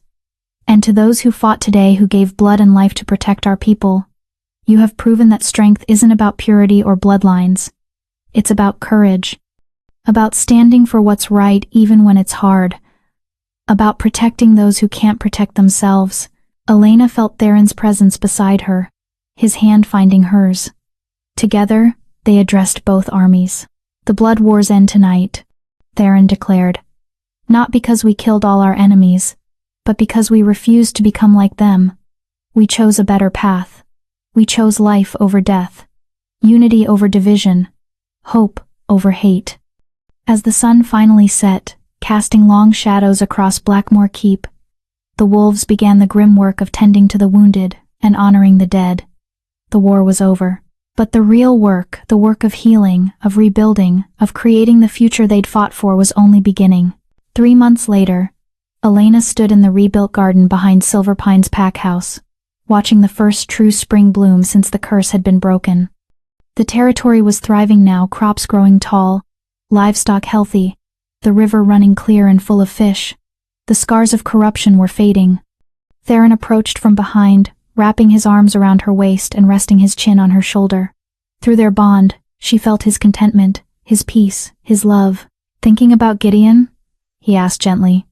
"Always," Elena admitted. "He deserved to see this. To see what his sacrifice achieved." "He knows," Theron assured her. "The dead always know. They live in the land we protect, in the peace we've created, in the future we're building." Elena turned in his arms to face him. "I'm pregnant," she said quietly. Theron's eyes widened, then shone with joy. You're sure?" "Dr. Bennett confirmed it this morning. 3 weeks along." Elena smiled. "I wanted you to be the first to know. Well, second. The first was Gideon's granddaughter. I thought his bloodline should know that their sacrifice wasn't in vain, that life continues." Theron kissed her, soft and reverent. "A pup. We're having a pup." "We are," Elena confirmed. "And they'll grow up in a world where strength isn't measured by bloodline purity or the ability to dominate others. They'll grow up knowing that real power comes from compassion, courage, and the willingness to stand up for what's right. They'll grow up knowing their mother is a legend," Theron added with a smile. "The white wolf who healed an Alpha King and ended a war with light instead of violence." Elena laughed. "And their father is the Alpha King who united the territories and proved that even ancient enemies can change." They stood together in the garden, watching the sun set over their territory, knowing that challenges would still come but facing the future unafraid. They'd survived attempted murder, conspiracy, war, and loss. Whatever came next, they would face it together, as equals, as mates, as the beginning of something better. The girl who'd been pushed off a cliff was gone, dead in the mud and rocks of the Shadowvane River. But the woman who'd risen in her place, the queen, the warrior, the healer, was exactly where she was meant to be, home. From betrayed mate to Alpha Queen, Elena Ashford rewrote her entire story. Real talk though, Elena chose healing and mercy. She offered Damien and Vivienne 10 years of redemption service instead of execution. But if you were pushed off that cliff, poisoned for 18 years, and watched your best friend help plan your murder, could you be that noble? Or would you have gone full villain arc? Do you think they got the punishment they deserved? Or was watching Elena thrive the cruelest punishment of all? Be honest in the comments, no judgment. And if Elena's story hit different, smash that like button. See you in the next one.